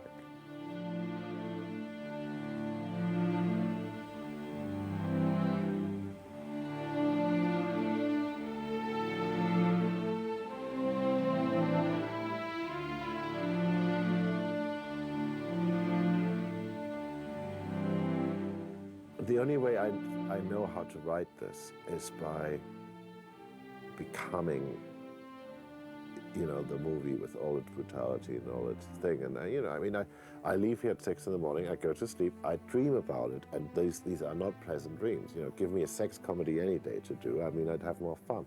So part of it is it's pretty tough on the old psyche.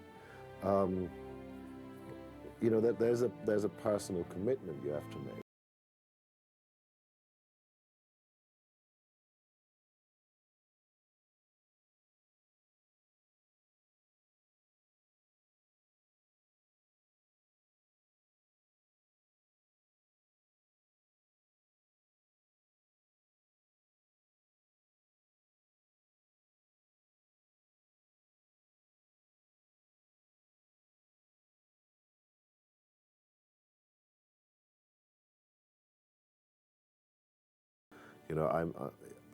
I think I owe it to Ridley.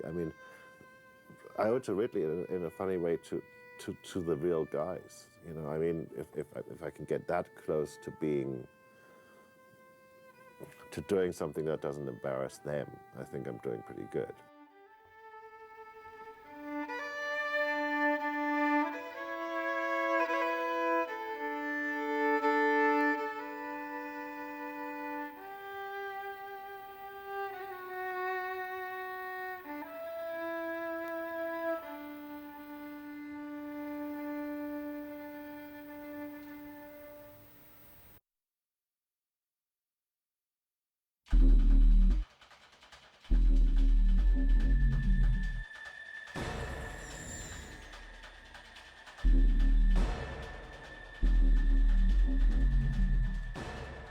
The biggest challenge is always to come up with something that looks realistic, really.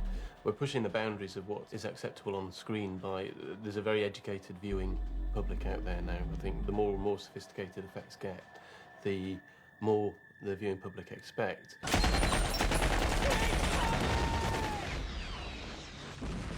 Definitely part of creating the reality of this piece was putting the actors directly in the center of the action. So what we were doing is enhancing the danger and bringing, you know, the violence and the sort of insanity of the situation right down into the faces of these actors who otherwise would have had to be stunt people.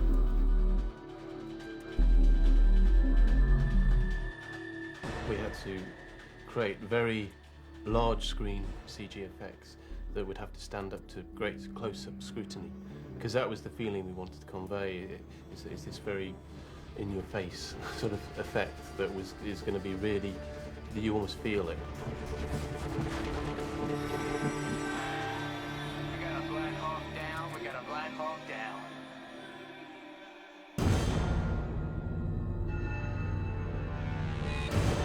The capability is extraordinary.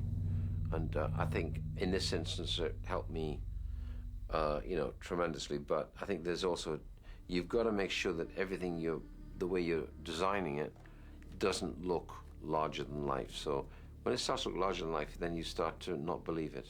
So you start to lose the jeopardy. One of the things we were facing is the huge difference between fantastical effects, the type of things that you'd often do in visual effects where you're simulating something that simply can't exist in real life, therefore is impossible to film and it needs to come from the computer.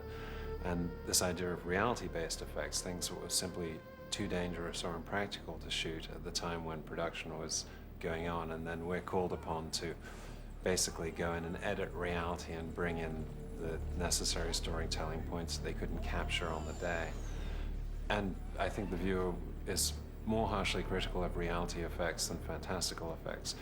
Because when you see a spaceship up on screen or a huge monster, you know that, you know, what you're looking at is coming from someone's imagination. It doesn't represent anything you've seen in real life, and you have no basis to judge it against other than whether or not does it look real or computery.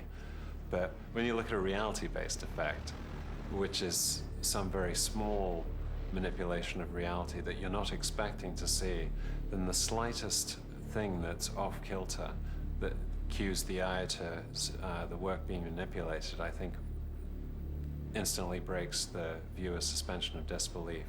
We had to create effects that were totally believable and in some ways almost had a heightened sense of realism, so that we're able to capture the drama and what really happened out there. And on this film in particular, this revolved around the actual crashing of the helicopters. This is 6-1, I'm hit. I'm hit.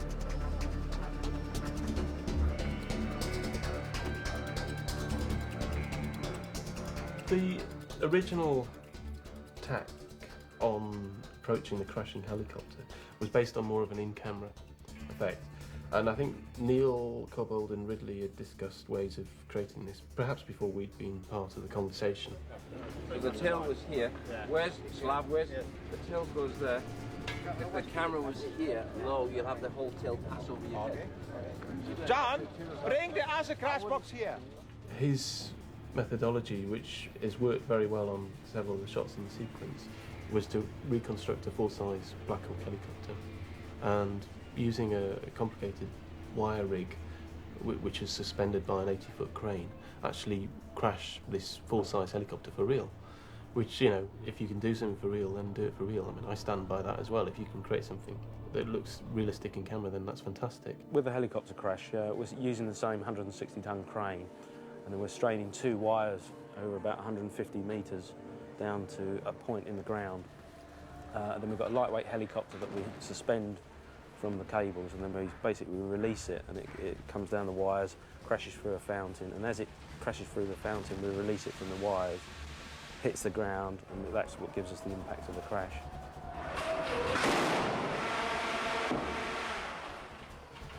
So our work on those shots was to basically remove the crane and the wire rig by shooting and using clean backgrounds that we would then paint away the wires, and then add the element that couldn't be done for real, which was the rotor blades turning.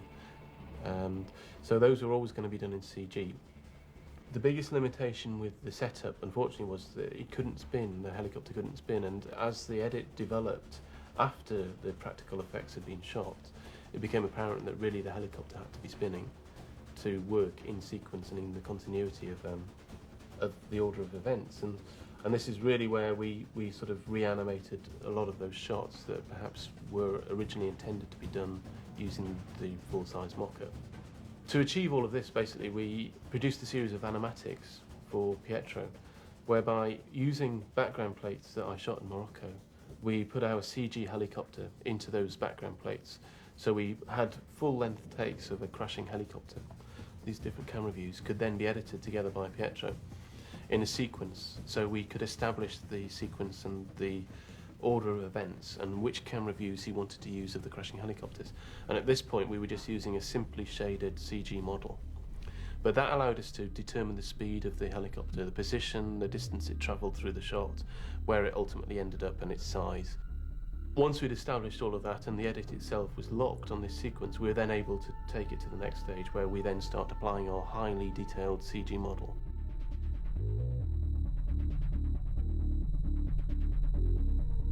The computer-generated Black Hawk is a model, but it exists in the computer, and it's a highly detailed version of the real thing that we have at a high resolution in the computer, because we're also comparing our CG model in scenes where you see a real helicopter. It has to be good enough to actually stand up to scrutiny, and because of this we had to go into a lot of detail, and the texturing, we had to pay a lot of reference to the real things, and the way that the actual, even down to the way that the oil stains on the body appeared, and the slight riveting on the actual detail and the way that the panels are constructed. We really paid a lot of attention to that, and obviously used the real reference of the filmed footage of the real helicopters, and that's the best way of sort of matching something, is to refer to the real thing. We had 4 real Black Hawks on location in Morocco, which we were able to photograph and film and use for textures as well as just lighting reference. And we had to construct the helicopter, obviously, of course, and to do that we had to try and find sources basically on how to build a Black Hawk helicopter, and one person found some plans on the internet, but most of what we did came from 2 manuals basically, which are a bit like car manuals. And it's literally sort of, it's everything you wanted to ever know about a Black Hawk helicopter. And based on those and some measurements that we took from the real things, we reconstructed a CGI version of the real thing. And then the final stage, really, to sort of make the thing work and be convincing, was to create real practical effects, which I decided to do as a scaled miniature shoot. But in order to generate the effects, I thought the best way of perhaps doing this was to actually use something that mimicked the helicopter itself. So we got hold of a body shell of a 6th scale Black Hawk that the special effects guys had built, and we actually constructed a model mover. So what we did is we programmed the model mover with the animations from our CG, and therefore were able to recreate, using this 6th scale miniature, our crashing helicopter, dressing a false floor with the dust and the sand and the debris and the rocks, and shot this as a series of elements on blue screen and black screen, and then we're able to actually pull those elements off using keying and soft matting techniques and layer those with the 3D animations, and therefore created a real convincing practical effect that we needed, that had to be sort of realistic looking. And hopefully the sequence works so well that you don't know what's a real helicopter, what's a CG helicopter, and what's a model helicopter that's being crashed on the location. It's a combination of different techniques, really.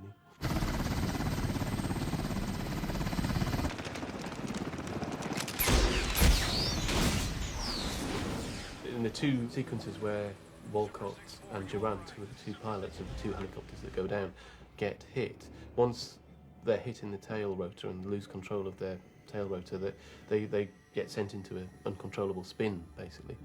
And the pilots were able to recreate that effect of a spinning helicopter for real, that we were able to film. Again, part of the events involve, once the tail gets hit by the RPG, obviously there's a fire goes on inside the back of the sort of gearbox, and this emits quite a lot of black smoke, and we weren't, for obvious reasons, able to put anything onto the helicopter. in the way of smoke canisters or anything that might hinder visibility or flying ability of the real helicopters. So those were digital effects that we added later to the real helicopters in terms of adding bits of damage to the tailpiece, removing the real rotors, and then adding CG smoke and fire to the tails.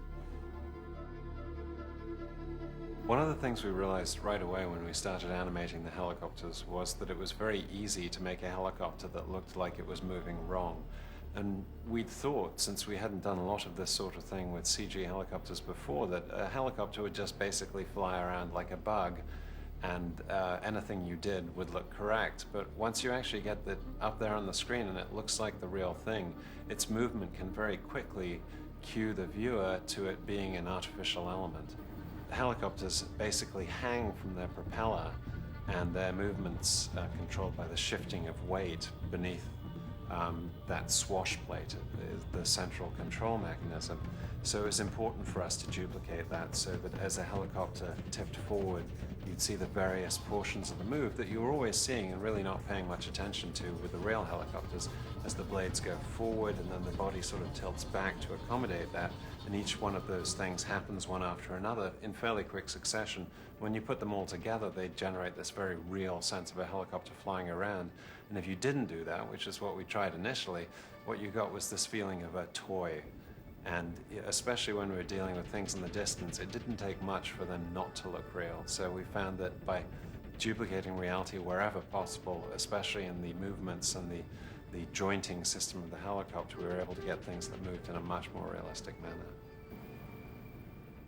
Some of the challenges on this film involve creating effects that we hadn't actually worked on before. I mean, dust is something that you see quite often, but it's still, I've seen it many times and it doesn't look convincing or realistic in CG. And we wanted to develop a way of creating absolutely believable dust and debris and particles, which, just to explain why we were doing that, there's a sort of strong story point in the film where these helicopters are so enormous and the downdraft from the actual helicopters themselves is so immense that once they go into position to drop the Rangers, who fast rope out of the helicopters from about 60 feet, they literally create a dust storm underneath them that gets so intense that you get a 50, 60 foot cloud of dust, whereby visibility goes to zero. So we had to control the dust on the set, which involved wet downs and making the ground damp to actually limit the amount of dust and allow the cinematographers to actually film the action. That then meant that we had sequences where there was a lot of dust and other sequences where there was none. And one particular moment, which is quite crucial in the film, when the character Blackburn falls out of the helicopter and is sort of lost in the middle of this dust storm. Unfortunately, during this sequence, there was no dust, so the whole idea of conveying the fact that this whirlwind was around them and they were lost from their other comrades wasn't conveyed, so we had to develop this photorealistic way of creating dust and sort of debris, newspaper being blown around, which we've done for several shots during the sequence. We have a lot of handheld shots whereby we had to track those camera moves and then apply those camera moves in CG to create the dust and the debris, and would then work in the live action plates. And that all has to match and work with the other shots where there was real practical dust, and that was quite a challenge in itself.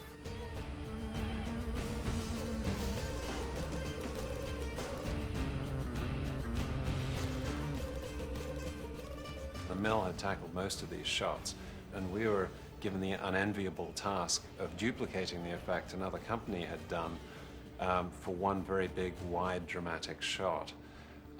We took a huge number of different approaches to this because we were trying to duplicate a lot of someone else's R&D in a fairly short period of time, and we kept running up against a brick wall to get the feeling of, dust washing through this square where it actually interacted with the buildings, where there was little bits of paper and plastic bags flying around. It took us quite some time to actually nail, and it was, I think, one intensive 48-hour period with Nathan, the senior visual effects supervisor, actually sitting on an inferno for that entire period, working with elements constantly streaming up from the 3D department before we actually got it. We were able to turn that shot around at the very last minute of the show. One of the challenges that we faced was we needed to generate a huge amount of damage to the streets of Mogadishu in a very short period of time because our post-production schedule was quite compressed. So we developed a tool that would allow the artist to basically drag a crosshair across the screen as though he was aiming a virtual gun, and the computer would calculate damage based on the firing rate of the gun and just explode things randomly following the line of fire of the crosshair.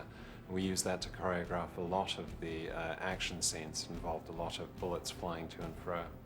The system ended up having quite a video game feel to it, and I have to admit it was pretty fun, and we did spend a couple of hours just playing around, blowing things up and seeing what the effects would be. But the end result was that we were able to choreograph these scenes quickly and generate a huge amount of chaos in a fairly short period of time just by playing virtual sniper and running the crosshairs across the walls of buildings.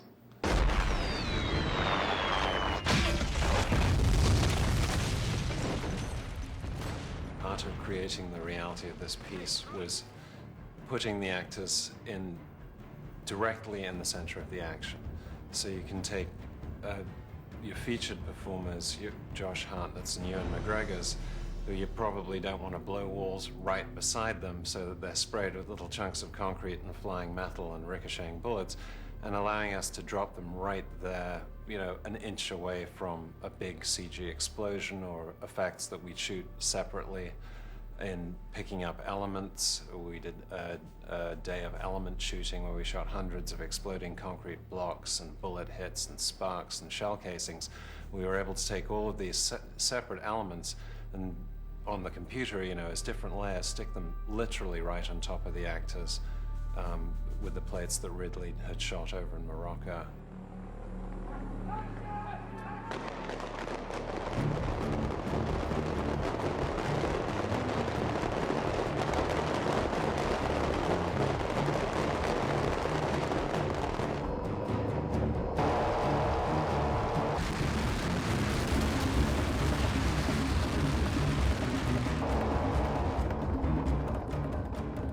Assault sequence at the end of the film, they had shot real little birds firing blanks, strafing down these long city blocks, synced with pyrotechnic explosions, spark explosions, and there were definitely some issues with timing, and overall the look that they had was a bit sparse because the entire rooftop was peppered with extras and actors pretending to shoot up at the little birds. And of course there were no tracers either, because tracers are actually quite dangerous, nasty things in real life. So one of our challenges there was to go in and add tracers to the little birds, connect them to the explosions that weren't necessarily timed correctly to how they were firing, and then add enough extra damage that we would actually believe that these little birds were disassembling these structures and knocking them almost flat over the series of the strafing run. The reason that we often went with a live element as opposed to a CG element was that level of detail that you get out of something shot live, especially something, a dynamic explosive event like a bullet hit on a concrete block that's shot at high speed, means that you can orchestrate that on the computer. You can rotate it, shift it in 3D even, treat it as a 3D element, though it is a 2D piece of film, and position that wherever you want, and it's always going to have that characteristic chaotic, marvelous, random real-life feel to it. We often orchestrated things on the computer where we generate with a 3D particle system a choreography for a scene that would show us where the bullets were going to hit, who was shooting whom. Then when it comes to the finishing touches of actually putting on that explosive event on the concrete walls, we'd go back and we'd find the elements that we'd actually shot and use those to substitute in for the original particle-generated effect, because we felt that you could sense the realness.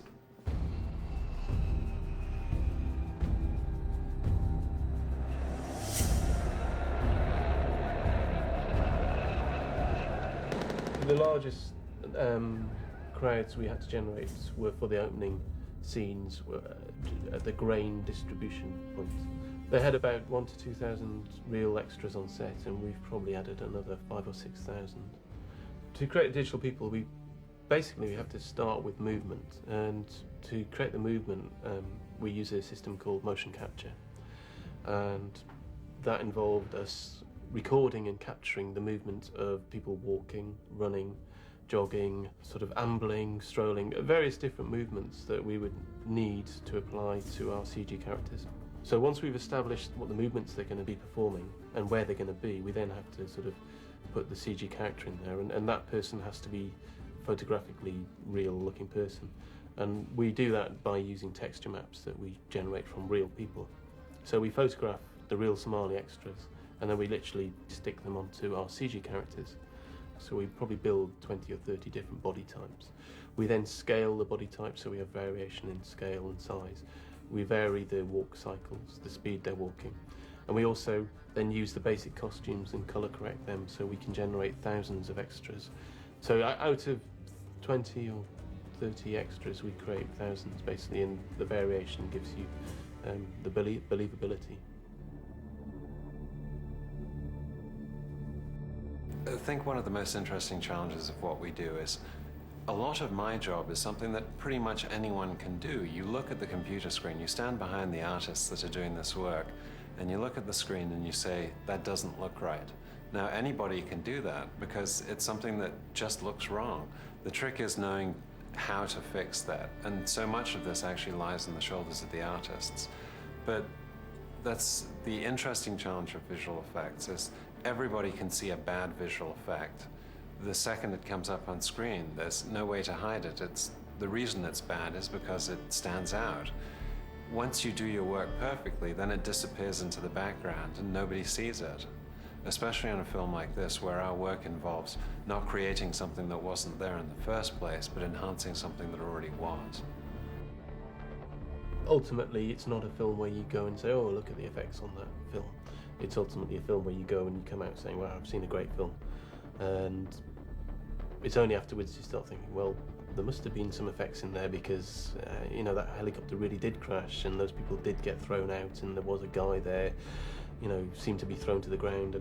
And it's all those effects that we add, and we can bring an extra dimension to the film and that make it real and believable, yet don't really stick out as effects. And I think that's always going to be the ultimate compliment.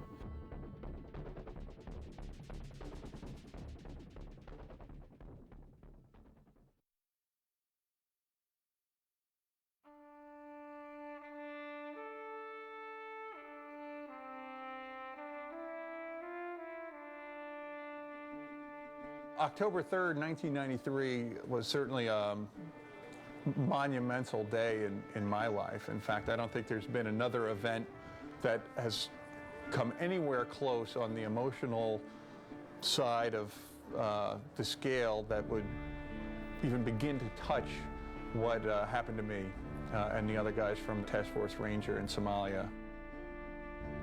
This was the most significant military event in my 28 years of service.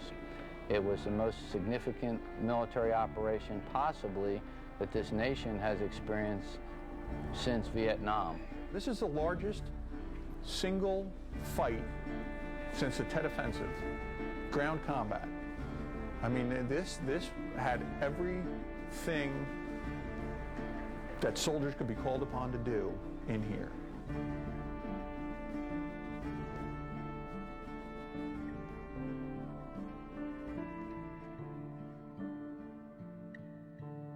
I didn't know too much about it. It's like a lot of people didn't really, because there wasn't a lot of news coverage, it seemed, at the time about this incident. I was a little bit angry with myself for not knowing more about the battle, and I felt a bit guilty about it. And I just felt that it was a type of movie that once people had little triggers of information, they would remember. The few people that do remember Mogadishu, there's a lot of misunderstanding in it, and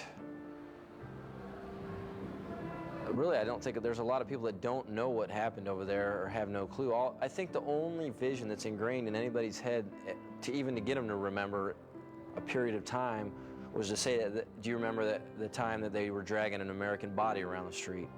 Now they'll instantly say, yeah, a lot of them won't have any clue where in the world it was, but that vision of that, you know, of the pilot getting drug around is ingrained into people's minds. I remember pictures of Durant, And I remember images of the video that was shot of him when he was captured. I remember having a very strong emotional reaction for some reason to that image of his face of being beaten, and then those powerful images of the guys being dragged through the streets. But what really shook me was that it just was off the front page really quickly. CNN might have covered it for 2 or 3 days and it was over. And you would have missed some very important things that happened to some very important young men in our military. I had no idea why the Americans were in there. I had no idea that they were pulled out of there just after this. I didn't know that they'd been in doing missions prior to this, and that this one just went all wrong. I'm almost embarrassed that I didn't know more about it, and now that there has been this fabulous book, and now that we're doing this movie, I think a lot more people can become aware of what this day in hell was like for the Americans and the Somalians involved. These kind of things happen all the time, and they just pass right by your life, and if you don't take time to take a look, you forget what people are doing all around this world. It's not just America, but, you know, all over the world. I hope people realize how small, Mogadishu was to the public. It was such a huge thing to everybody involved, and all the families that were scarred for a long time from it. This film has immense responsibility for the events that occurred in Mogadishu, in that history has poorly recorded the actual event the way it in fact did happen. It has poorly recorded the bravery and in fact the winning, if you will, of the combative elements on the ground, the U.S. elements. It has shown them in a very poor light. It's really important to document these events for history and for future generations, and film is a very easy medium for people to grab hold of and get lots of information in a very short period of time. The fact that it actually happened and not too many people know about it or know that much information about it, this will help educate people about the incident, the event, and pay tribute to those guys that sacrificed their lives. 18 young Americans died on the streets of Mogadishu, and I think that it's very important for us to honor their memory, to remember that sacrifice. Those families live every day with that loss. So just on that level, it's an important story and worth remembering. It's important to show, what these kids went through and what war is all about. You're thrown into a situation, and a lot of people say that, a lot of controversy about this, that they shouldn't have been there. But that's not what it's about. It's about, a group of men that were assigned with the task that had to do their job. And as far as I'm concerned, they did their job. And I think this movie will show that when they were faced with adverse situations, they conquered, overcame, and, they did what they had to do. The interesting thing is you speak to the people that were there and people in the military here, and it's never really viewed as a disaster or as a bad mission, because they still got key personnel and they got them out, and it's more, it's always a tragedy when people lose their lives, but I've since understood that they're right and that the mission was successful in so many ways.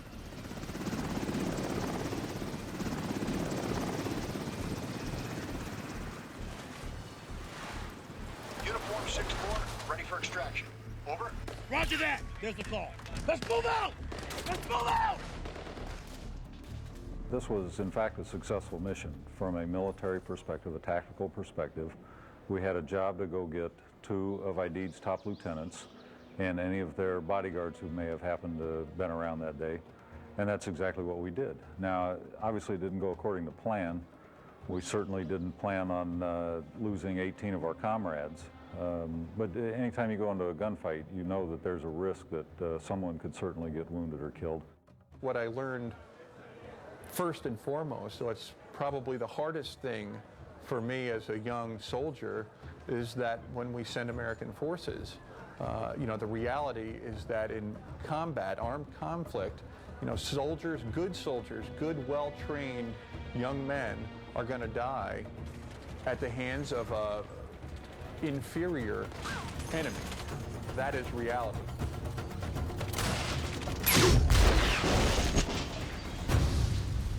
The theory about armies and armed forces is that in the best and highest notion about that is that it's to save lives, not take lives. Nobody wants to go in there and shoot. Everyone wants to go in there, get in, get out, and be efficient. And not a shot was fired would be ideal, but of course that was not to be. We have evolved into a certain mindset that no one's life can be lost, and from a certain perspective, that's good. I lost some very good friends out there that day in Somalia, and don't want to lose any more. But when you commit military forces to engage in armed combat, there's certainly a risk that you're going to have some KIA, and you do everything you can to minimize it. But when that does occur, it does not mean a failed mission. The mission was a success in a narrow military sense.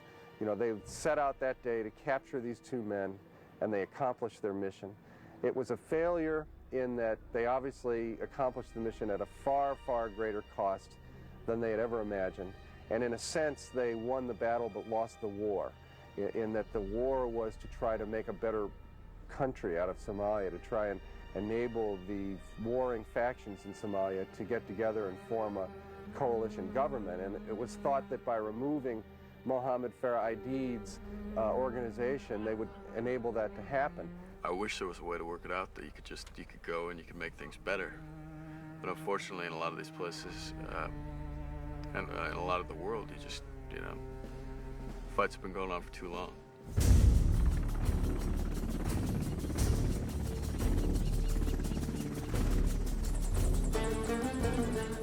I think it's pretty hard to come in and change that history in a 30-day, 60-day, 90-day period.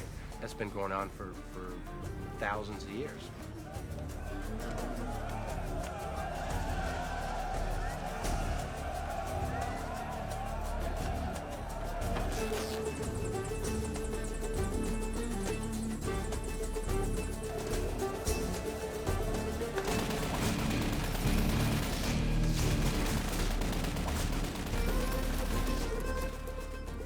We may have the only really huge, powerful modern military on the planet at this point, but there are limits to what you can accomplish with it.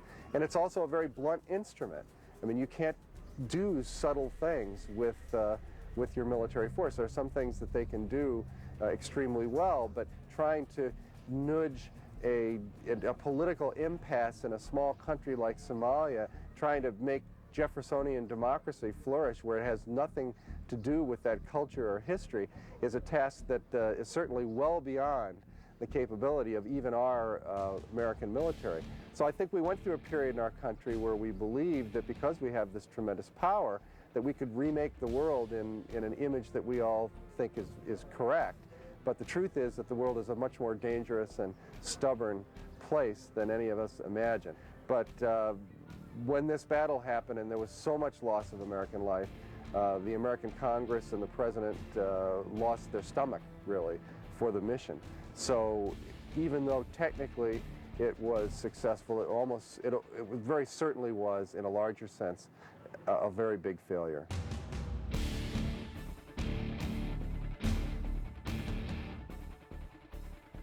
This is a very important turning point in American and global foreign policy, because seeing the body bags come home affected decision-making for years to come, and that's why possibly millions of people were hacked to death in Rwanda. That's why the West was very non-interventionist in the Balkans conflict. This is an interesting film because it will bring to life the story behind the news items that we all flick over from on the TV. And when we sit around and pontificate and say we should send our troops in there, or we should get that guy out, or we should arrest Radovan Karadzic, or one of the people who the War Crimes Commissions want, to bear in mind what happens when you do that is that 19 and 20-year-old boys risk their lives. So you better be damn sure that you want them to go and do the thing you want them to do. For instance, the way we're proceeding in Afghanistan now, I think, is almost a direct result of events like that in Somalia. The caution, the way this attack and retreat kind of stuff, you know, and not setting down and trying to establish a ground force right away, and all of that, I think is very cautionary now. We're trying to be very careful about how we go into those countries.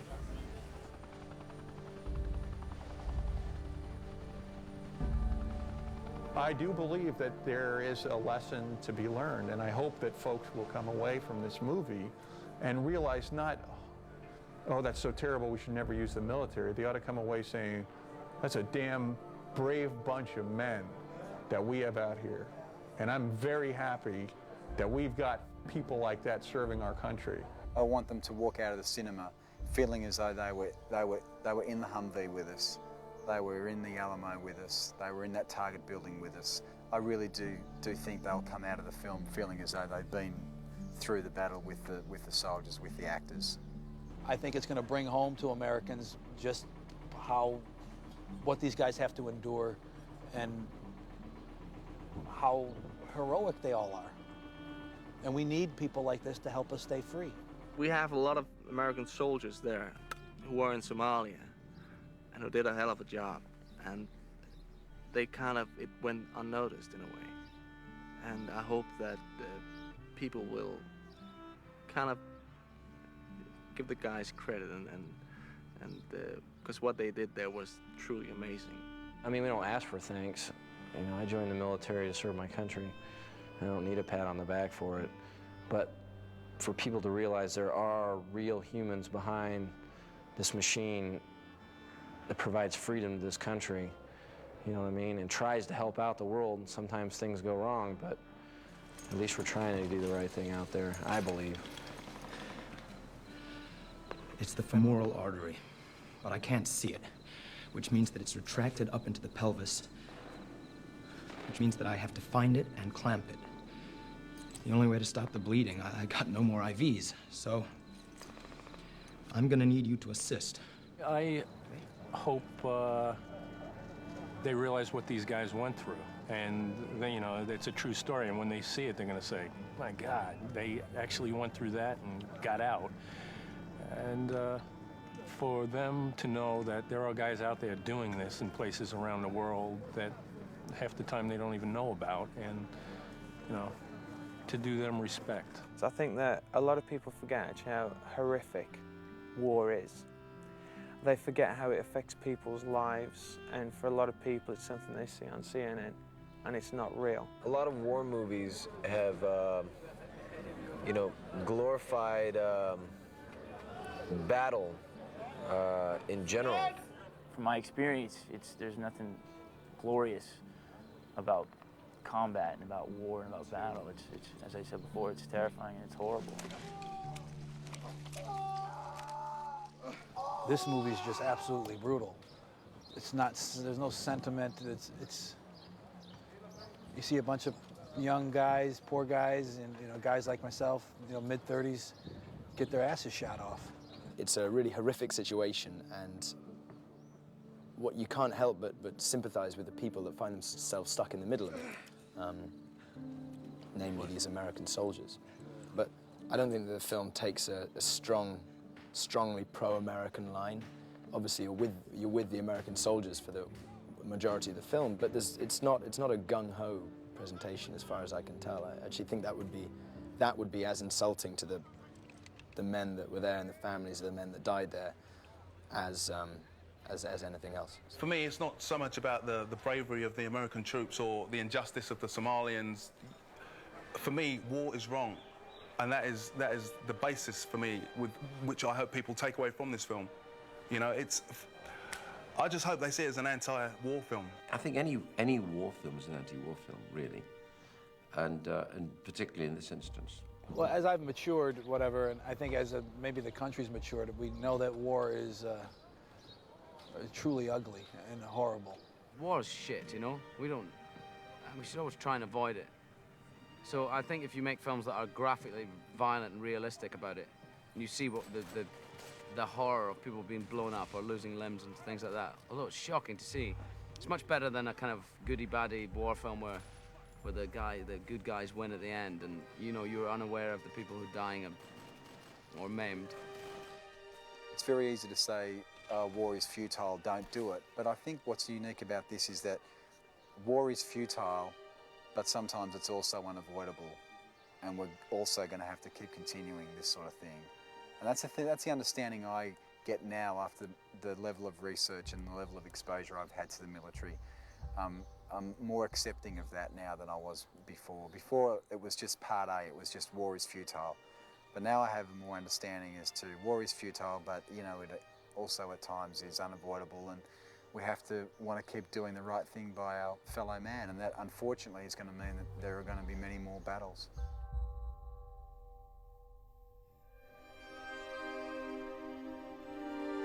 It doesn't glorify war or why we were there or who was right or who was wrong. There are two sides to every story. Somalians are not bad people. I mean, I don't know what you would do if someone came to your neighborhood and started, you know, shelling you. You have to defend yourself. No one was right here. It's just insanely and incredibly unfortunate what went down. There's a lot of people that died in Somalia. There are 18 U.S. servicemen that died. There are Pakistani soldiers that died. There are many people that died. There are two sides to every story. I think that this story, the telling of Black Hawk Down, will shed some light on the fact of, you know, sometimes the best laid plans just don't work out. It is as close to what happened as we can get it with telling the story of these guys and making it, you know, taking some dramatic license to make it, you know, to have the story structure and the arc and the pace and all of those things, but it's really a documentation of what happened. The ideal thing in all of this, I hope, is that this film can be seen by both factions and say, that's what happened. Everyone was really efficient. And at the end of the day, like all wars, you know, no one really wins. You know, you just count the cost.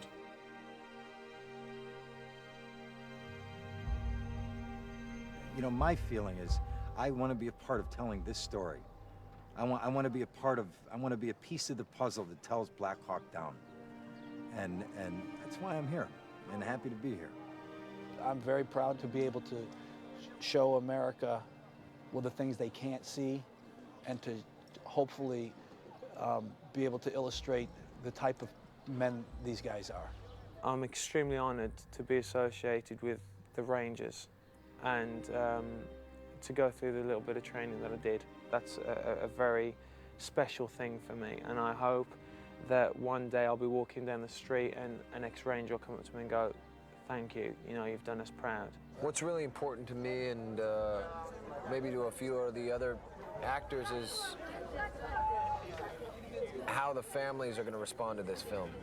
I truly hope that the families of the soldiers that were killed in this battle are really heartfeltly happy about the film and the way it turns out, and that this is an appropriate celluloid monument to those people. You know, if we can make a film which kind of, you know, puts something back in for the family and friends of that, just to say, look, these guys, you know, they did what they were trained to do, and they did it well.